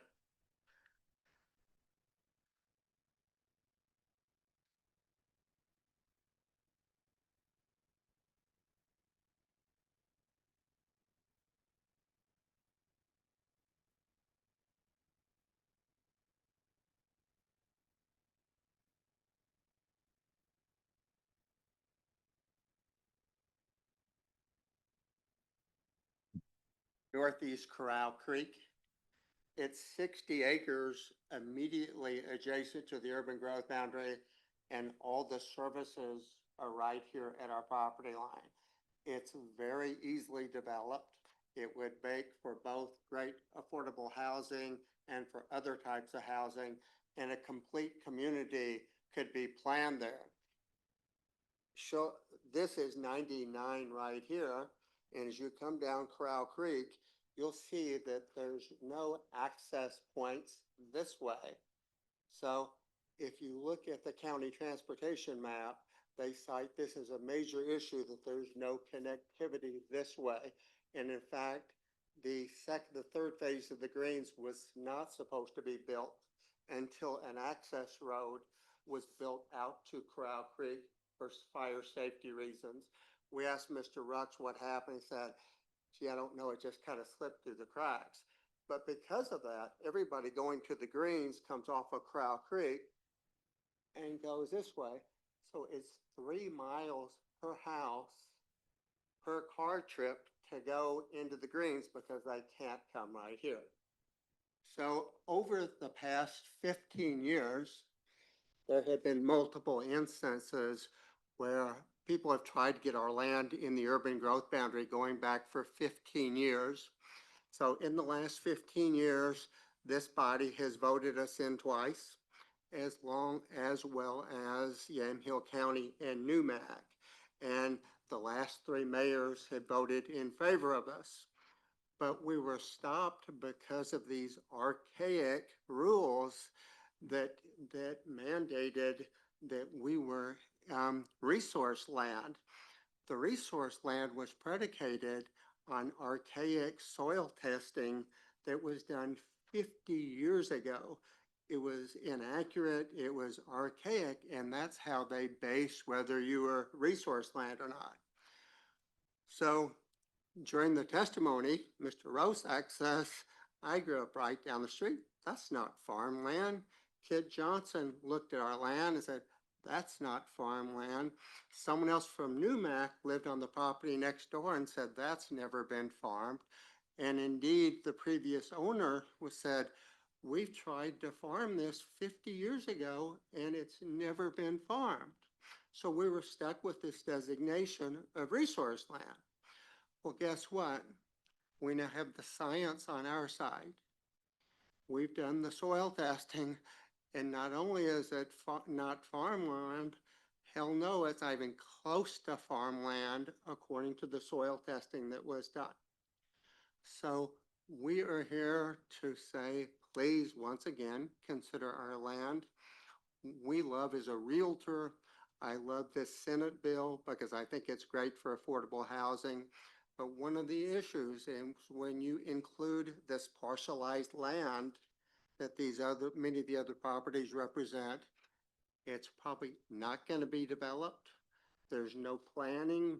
It's not going to make a great community. And so what we have to offer is you can build a great community on our land. It's spectacular land. If you haven't been there, please come walk it. Bill, it doesn't look anything like when you saw it. It's very steep and it will make a great community. We are committed to doing our part for affordable housing and we can do that. So again, our dream is to build a pickleball community where people can live on the community. They can ride their golf carts to the pickleball course, down to the golf court, to Freddy's, to the shops and restaurants. And you guys, that's what Newberg needs. So we offer not only affordable housing, but the opportunity to create a great community. So we hope once again that you'll consider us. If you have any questions, I'm happy to answer them. I'm deaf, so I would have to get close to you. So, Thank you. thank you. Thank you.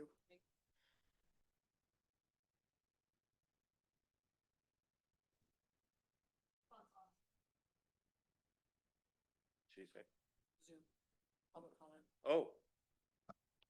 James, did you hear that? There's public comment on Zoom. Go ahead. What do we have there? Good evening, Mayor Rosacker and councilors. Can you hear me?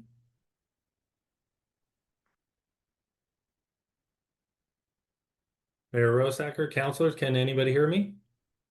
Now we can, sure, go ahead. Okay, thank you. Good evening. My name is Mike Connors, and I'm an attorney at Hathaway Larson LLP. I represent a group of property owners who own approximately 80 acres located along the eastern edge of the city near the Providence Newberg Medical Center. And we're one of the groups that submitted a letter of interest in response to the city's request for the Senate Bill 1537 one-time UGB expansion, and testifying in support of staff's recommendation to move forward to the formal solicitation. My clients are longstanding members of the community who are interested in pursuing a UGB expansion to facilitate the development of additional housing for the city, including critically needed entry-level and affordable housing options. They began exploring this Senate Bill 1537 option on their own before they even were aware of the city's interest. They retained me as a land use attorney to help them vet some of the issues. We've done some internal due diligence. We've had some preliminary conversations with both city and county planning staff. And we're feeling very confident that this type of option is an option that will be successful for the city. And we really think that this particular one-time UGB option is a valuable and important tool for the city council to consider because it allows you to provide critically needed housing on a very much more expedited basis than a traditional UGB expansion. And based on our due diligence, we're pretty confident that the city will be successful. At least we're confident with respect to our property. And we understand that you're considering two potential alternative options. One is this one-time UGB expansion. The other one is UGB swap. Among those two, I think the UGB expansion option is the better option in terms of getting more housing, in particular the entry-level and affordable housing. As an example, my clients own approximately 80 acres. And they're open to working with other surrounding property owners to get it up to 100 acres, which is the maximum. But as you can imagine, an 80 to 100 acre site would allow for quite a bit of housing, which I think would exceed some of the land swap that you're considering. And so we're in support of the staff recommendation, and we ask that the city council take the next step for pursuing the UGB expansion option in the form of solicitation. You'll get more information from all the candidates. You'll be able to evaluate all that information, and then if you deem that you want to proceed, you'll be able to select the best option of the various options that are submitted. And I think staff has already learned from the letter of interest inquiry to the community that there's a fair amount of interest in this particular option. So again, we support staff's recommendation. I'll keep my comments brief because I know it's been a long night, but I'm happy to answer any questions you may have. Thank you very much. So the question here is not whether or not we like one of the sounds of one of these projects. The question here is whether or not to ask our staff to move forward and investigate all of the different options that we have. So are there any comments, questions about that? Yes. So with this, so I know last meeting we heard about like a proposed land swap. Would we now be investigating this as opposed to a land swap, or is the city going to be looking at both? So, the staff recommendation tonight is just to initiate the formal solicitation. The bill you can little closer. Oh, sorry. The bill tonight or the staff recommendation tonight is just to initiate the formal solicitation, not to, you know, have staff evaluate sites or things like that. The bill does include some provisions for what is required in the solicitation, what the process is for review, and so that includes like things like public hearings and, you know, or a work session or things like that. And so there's flexibility for council to determine how you would want to conduct that process. And so I think in some jurisdictions that has taken place at a public hearing and there's a review, and council can determine what information they want to get ahead of time to make the determination, and what information they want to develop after with city staff, and not, you know, spend time on sites that aren't going to be selected. So there's a lot of flexibility for how you could move forward, you know, as long as those bare bones process requirements in the bill are met. You have some freedom to determine what that selection process looks like, or at the end of the day say, hey, none of these sites meet what we really want. We're gonna not move forward here.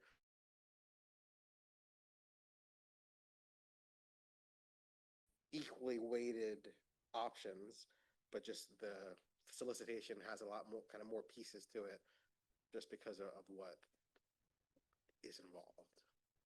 And at the end of the day, it's an either or, right? Yes. Okay. Yeah.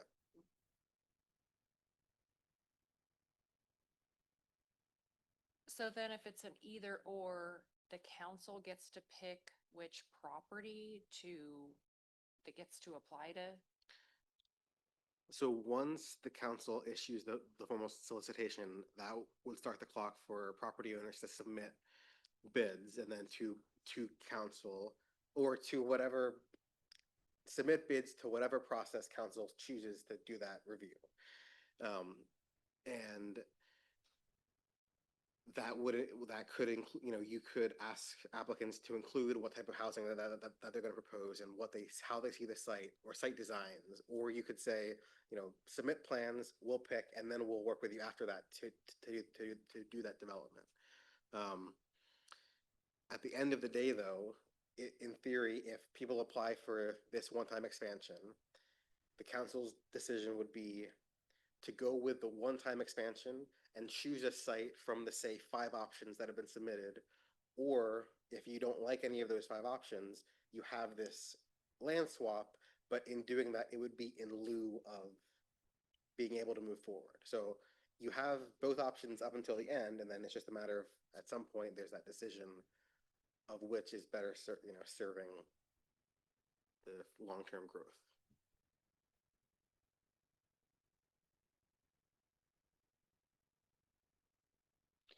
Okay, so if we had 5 landowners that submitted applications, we can only pick one. We can't go, okay, let's pick all 5.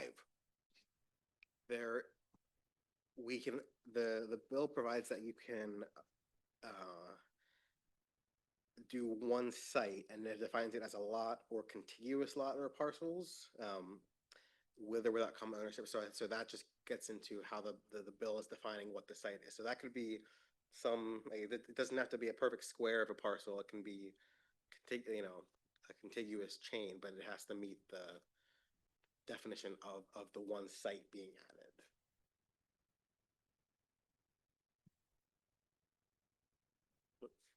Just to make sure that I understand, what we're gonna do, or what we want to authorize is for you to make the solicitations, and then you will come back to us. I would assume that you're going to see if any of the parcels possibly meet the criteria, and then come back to us and let us decide from that set of. Yeah, so in order to move forward with any of the options, the bill has some specific criteria for what that formal solicitation and public process looks like. So, for any movements, that would have to be the case with either just notice to, public, Yamhill County taxing districts, and then also just public notice to the general public. And then I think, we would look for direction on if you wanted us to come back with a work plan of kind of what that selection process looks like, or I think, staff would look for direction on how you would want to put that process together. We don't have this is the way it has to be. I'm sure we'll look at Ben's process and kind of bring that to you and say, here's how Ben did it. Here's how it worked for them. What parts of that do you like or don't like? But this is just getting the check marks that, we put it in the paper, we send a letter to the county, stuff like that to move forward. All right, would somebody like to make a motion if there's no more discussion?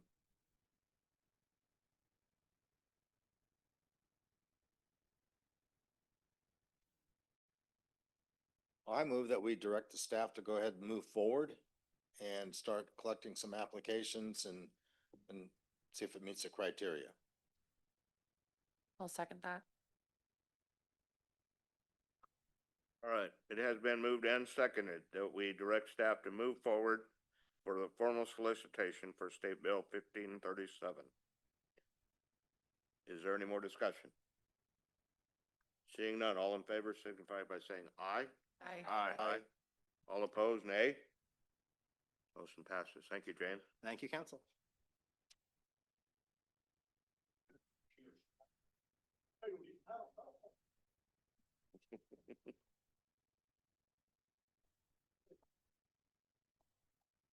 Honourable Mayor and Honourable Council, I've come before you to discuss a request for a motion to get council approval to start the next I&I, that is inflow and infiltration study, in line with the budget and what was presented to you previously during the CIP presentation.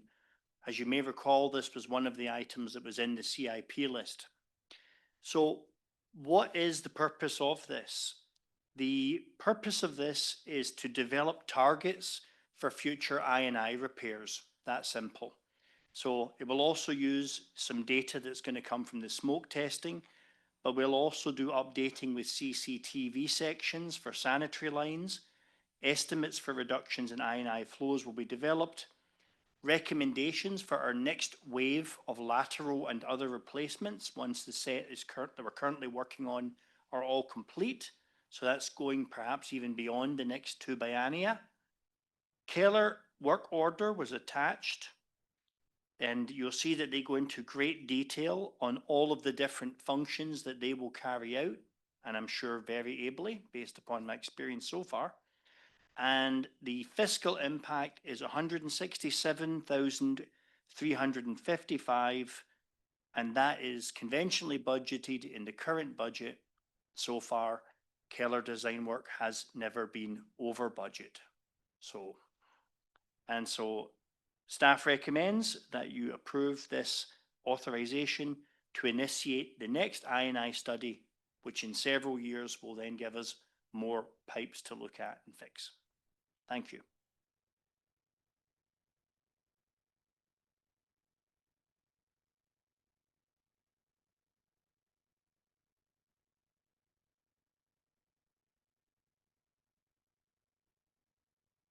This is the point where somebody should make a motion.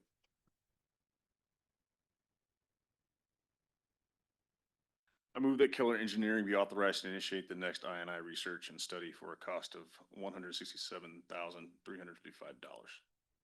Second. All right, it has been moved and seconded that that Keller Engineering be authorized to initiate the next I research and study for a cost of $167,355.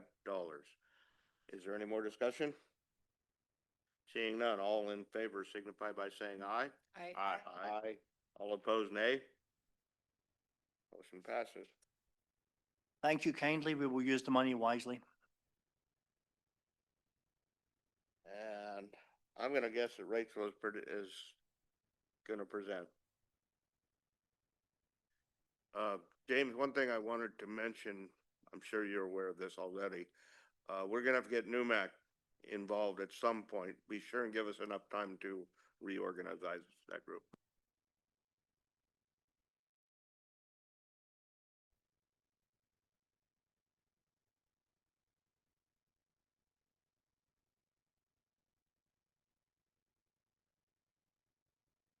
Well, thank you, council. I'm back before you to talk about the council rules update. I received several comments from a few of you on different items that you may or may not want to add to the rules, and also just comments on what's there.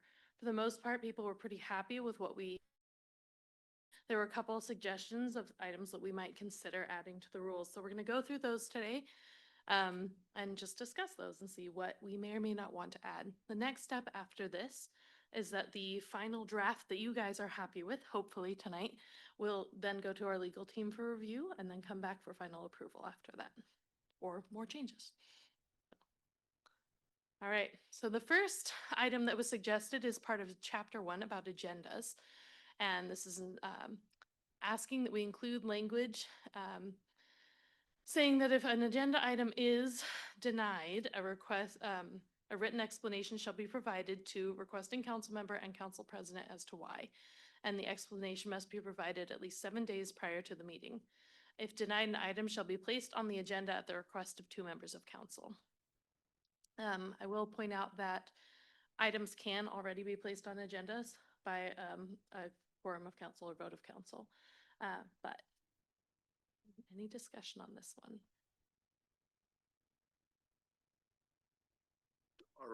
Do the new rules still have that rule that any 2 counselors can put something on the Yep. agenda? So that, So the newest thing on here is asking for the written explanation of if something is denied at first request. yes, I like that. And I feel like in the past that has not occurred and it was super frustrating. So I think it's good.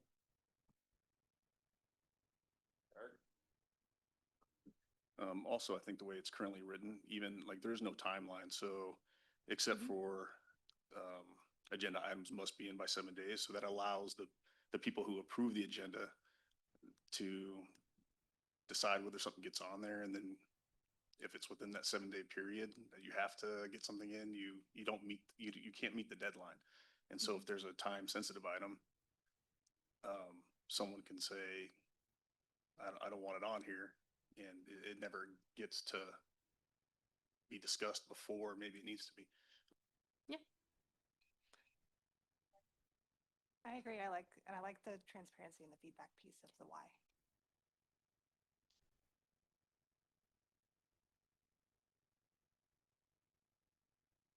Right, any other feedback on that one?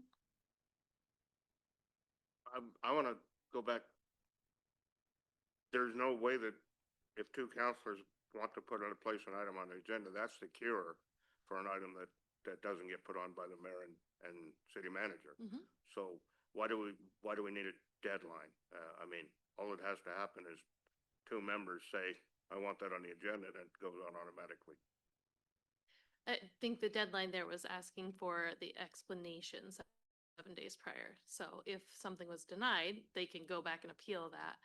But the idea was that there would have to be an explanation as to why something was denied, because they may choose not to appeal it. If you said, oh, for this reason, it shouldn't go on the agenda yet, they'll say, oh, I understand, we'll wait 2 more weeks or whatever it is. Or they would choose to appeal. I think that's what the deadline they're speaking of is. Yeah, I suggested this. Again, we have a deadline in there right now. So if I was asked the mayor to put something in the agenda within 7 days and he denied it, then there's no recourse for me to get it on the agenda except in the meeting. And maybe, I mean, it could be denied then. It just, this makes it a little bit of an easier route, I think, if you want to get something on the agenda and the mayor or the city manager wants to deny it, then we have some way to appeal that within time.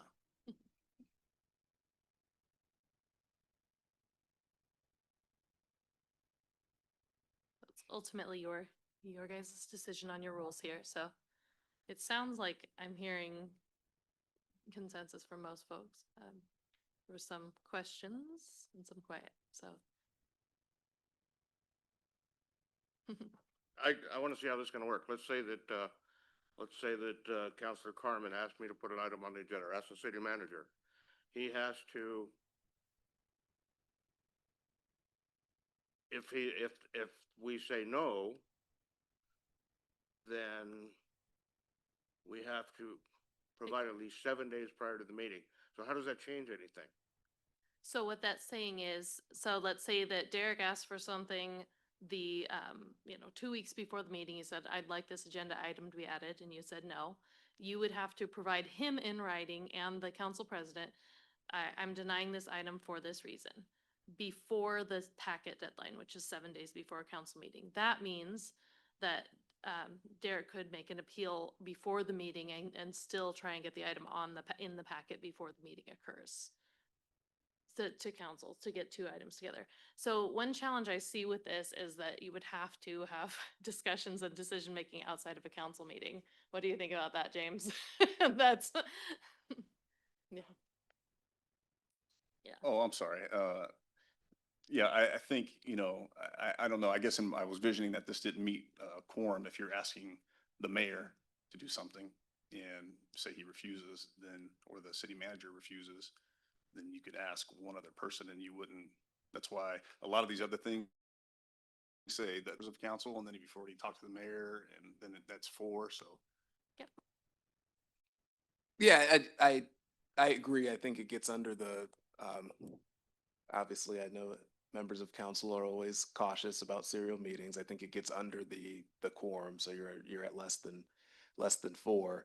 The piece that I would submit to council is on the written explanation. The mayor and the city manager put together the agenda. When it comes to who that written explanation comes from, this is council's rules. So it should be an explanation, should it come from a member of council, and not necessarily from the city manager. And so I'd want to be specific about that.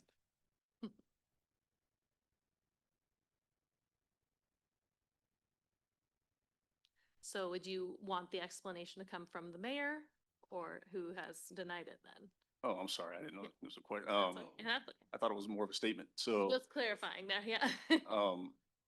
I personally would prefer an explanation from who was making the decision to deny it. But if it's cleaner that it comes from the council president, if they're doing, yeah, I guess. Presiding officer. Yeah, I think it has to come from the person that denies it. So that could be manager. So it would be from the mayor, or if the council president is in the position to put together the agenda, given the circumstances, the council president.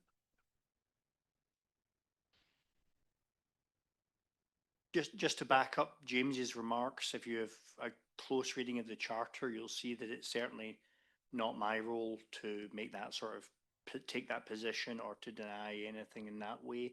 So I completely agree with my honorable colleague. Okay, so it sounds like folks are comfortable with this. So, okay. But the only part, I'm still not understanding how they're going to get two of them together within 7 days of the meeting to get it on the agenda for that. But So let's say Monday morning, or that we would be getting council packet out, you send a written explanation and say, this is not approved for the next council meeting. He goes, I don't agree. He reaches out to another counselor. The two of them come to you and say, no, we want this item on the agenda. And then it would have to be added to the agenda that day. Does that make sense? So it's done outside of the meeting. Mhm. Okay. And it's less than a quorum. Now you're gonna have to give me 2 seconds to get our slides back up because I'm playing double duty of tech and running this right now, so give me a moment. Thank you. All old systems are fun, and in good news, on August 19th, they will start our full AV revamp of this room. So, one more council meeting with this setup. All right.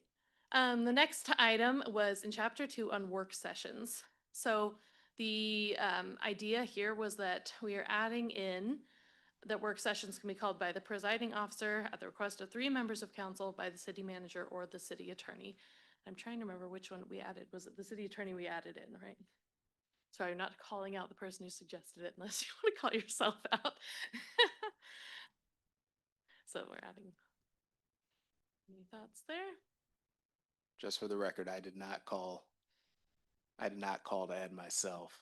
Yeah. But I do see the benefit of the adjustment. Yep. Any thoughts on that one?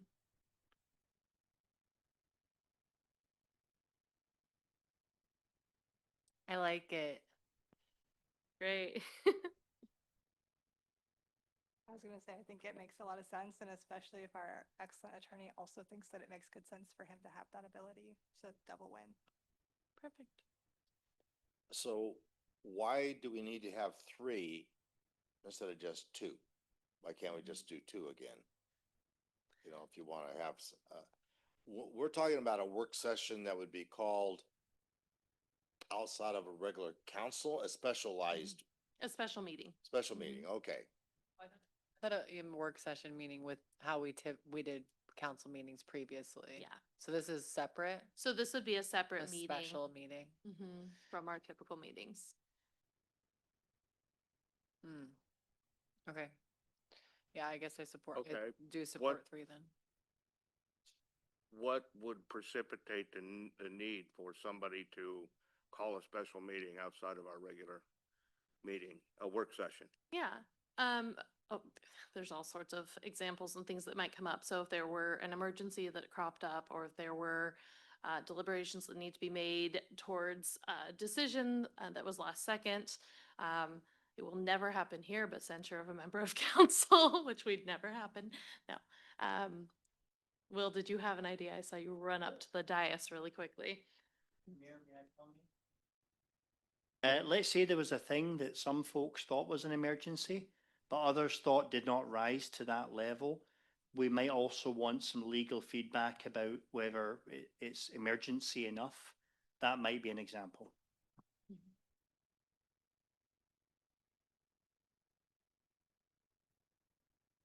We had many of these during COVID, so, you know, it would be emergency management related, or, you know, maybe an egregious employee legal situation, a lawsuit. We've had plenty of those.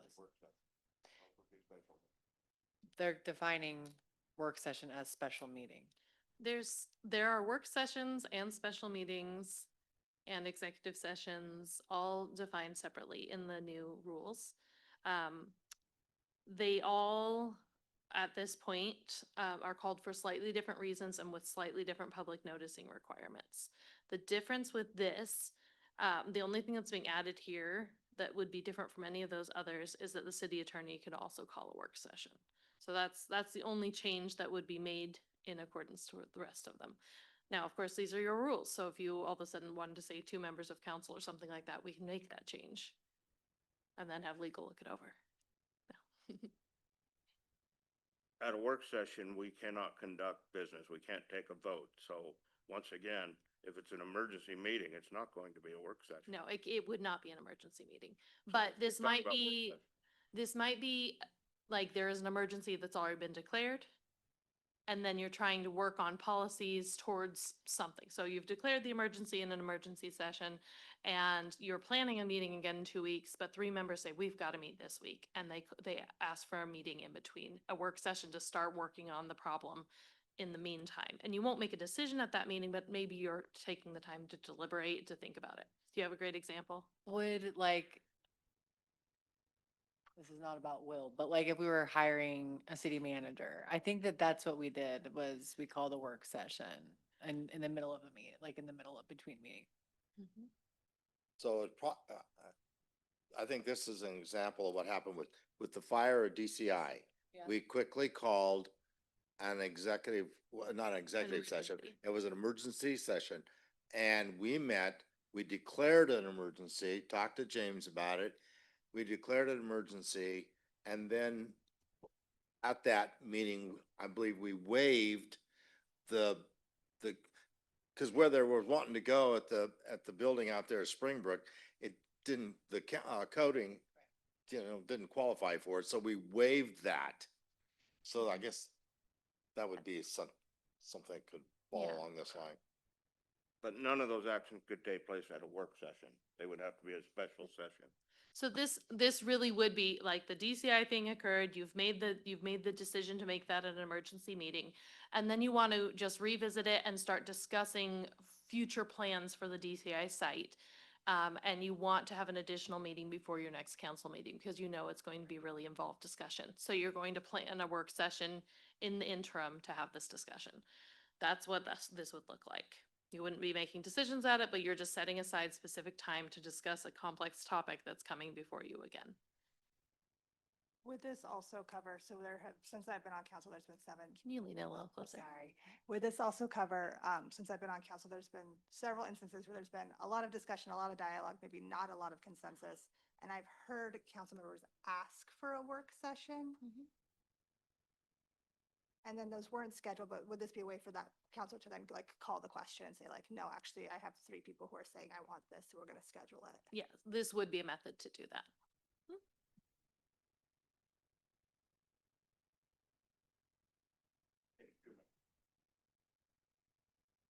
I'm fine with that, but it ought to, I mean, work sessions, it should be a meeting. Mhm. It's, So- we should delete work session and replace, special meetings. So this is something that's up to you guys as well. So the current council, the way we are running your meetings is you're not doing a simple work session and then a meeting. You're kind of combining all the workload. This comes from the LOC draft council rules. And they assume that you're still doing the broken work session and regular session. And so they're allowing for this. If you want to completely eliminate the idea of work sessions from your council rules, we could look into that as well. And this would be gone. Okay, so that's not what you're looking at. Okay, so I hear a maybe yes. All right. I think we ought to change it to a special, instead of a work session, specials. So there is a call out for special meetings okay, as well. got it. Yep. Yeah. All right. I think I'm hearing a decent amount of yeses here. Okay.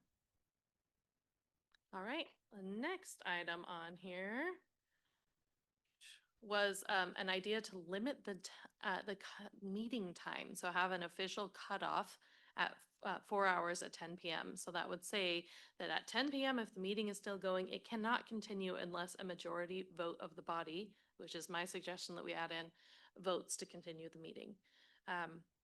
You could make this cutoff earlier, later, whatever you want to be. There are some cities out there that say 2 hours, or you can say, no, we're not doing this. So thoughts on this?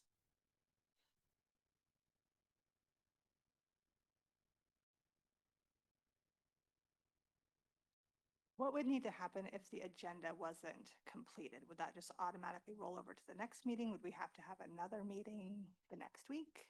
Generally, we would, you could make that decision at the time, but generally we would move it to the next scheduled meeting unless there was an item that was really essential. Now, if there was an item that was really essential when we were about to hit that 10 p.m. cutoff, I'd hope that one of you or one of the staff members would call that to your attention so that you can decide whether or not to extend maybe just for that item.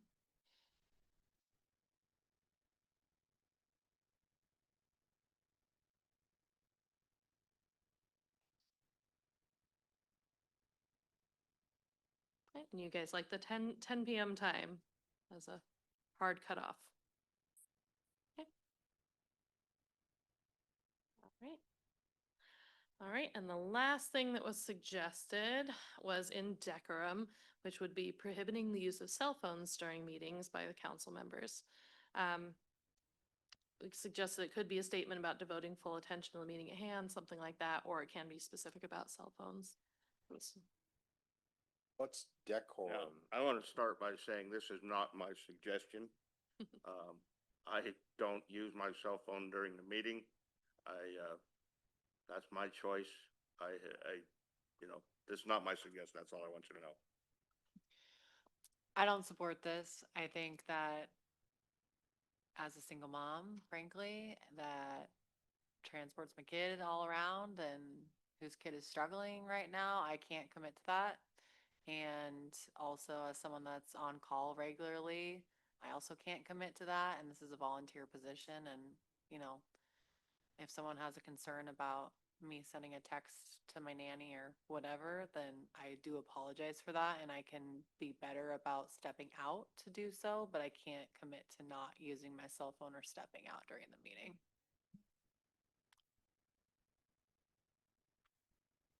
I agree with everything that Counselor Holland said, except for I'm not a single mother, so You're not? I am on call. I'm a parent. I have a wife, people who might need to get in touch with me. I have a job that requires my response for life safety issues. So I'm going to be on my phone, and if this rule is implemented, then on those times I'm up on call, maybe I'll phone in from Zoom, or I can still do that. So I don't know that you can get around this, and that would be worse, I think.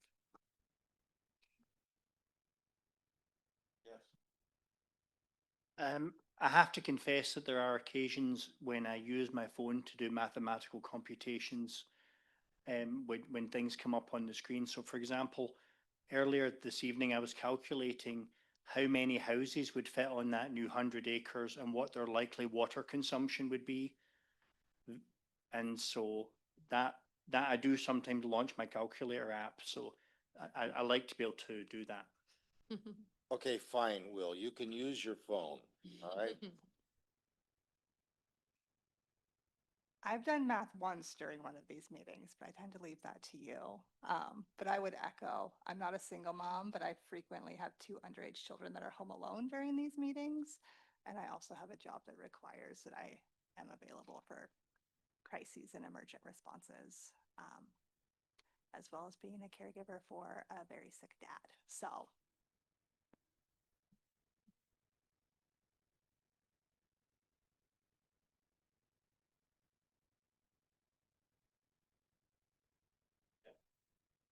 Okay, I'll weigh in. I too have an underage daughter that is home alone sometimes. I do check to make sure she's okay or hasn't texted me. I think, you know, instead of saying let's prohibit it, maybe it should just be known that we're checking it, but we're not, you know, shopping or scrolling or something like that. I mean, I guess it's just, you know, known that we shouldn't be texting other people, hey, how should I vote on this? Or that I think is not okay, or people giving you advice on how you vote. But I think we should be able to check our phones periodically, but otherwise stay off of them.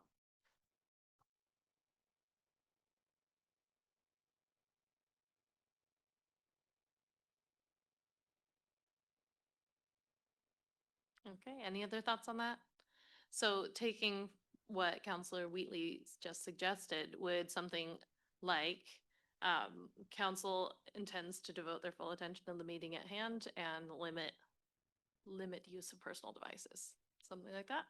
Okay, I think that catches the meaning. I'm gonna say just like a couple of the other rules, it's superfluous, so we don't need it. It's not necessary to be part of the city document, but That's fine with me too. This is your rules.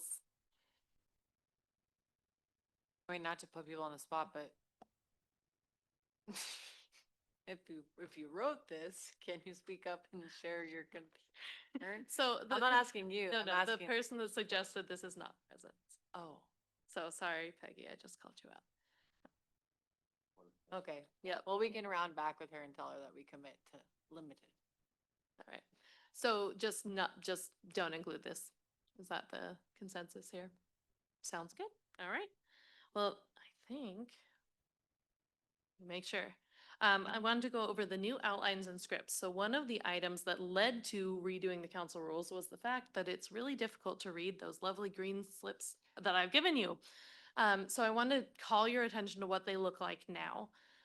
The idea is they still have the exact same outline of what you do step by step, but it literally has a script for you to follow. So you can just go down the script side and read it through. And then when we get to the actual ordinance, there's an action guide that gives you all your different options here, what you can do. So you can waive to the second reading, you can approve the ordinance by title, you can approve the ordinance and ask that it be read in full. That would be really fun to do to James someday. Although he might turn to me and say, "You read it, Rachel." It's going to happen. Okay, don't tell him. So this will walk you through. Your first action is this. Your second action is one of these 4 steps, approve an amended ordinance, table the ordinance. So and there's a little bit more to that sheet, but I just want to give you an idea of what it looks like now and see if that meets your needs. Is this clear enough, or would you like something different than this?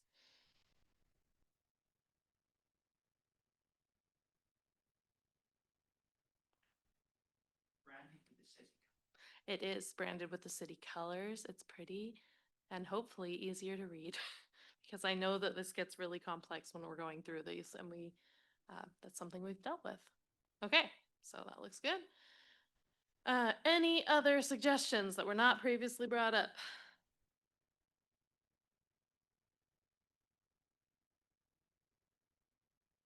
Very nice. All right, then staff is going to recommend and ask for a motion to proceed with legal review of the draft council rules with the amendments as discussed this evening.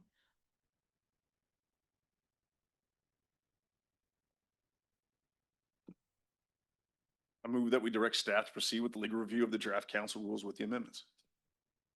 Second. Been moved and seconded that we draft the council rules. Is there any more discussion? Seeing none, all in favor signify by saying aye. Aye. Aye. Aye. Motion passes unanimously. Thank you all. Thanks for doing that. Thank you, and the meeting's adjourned.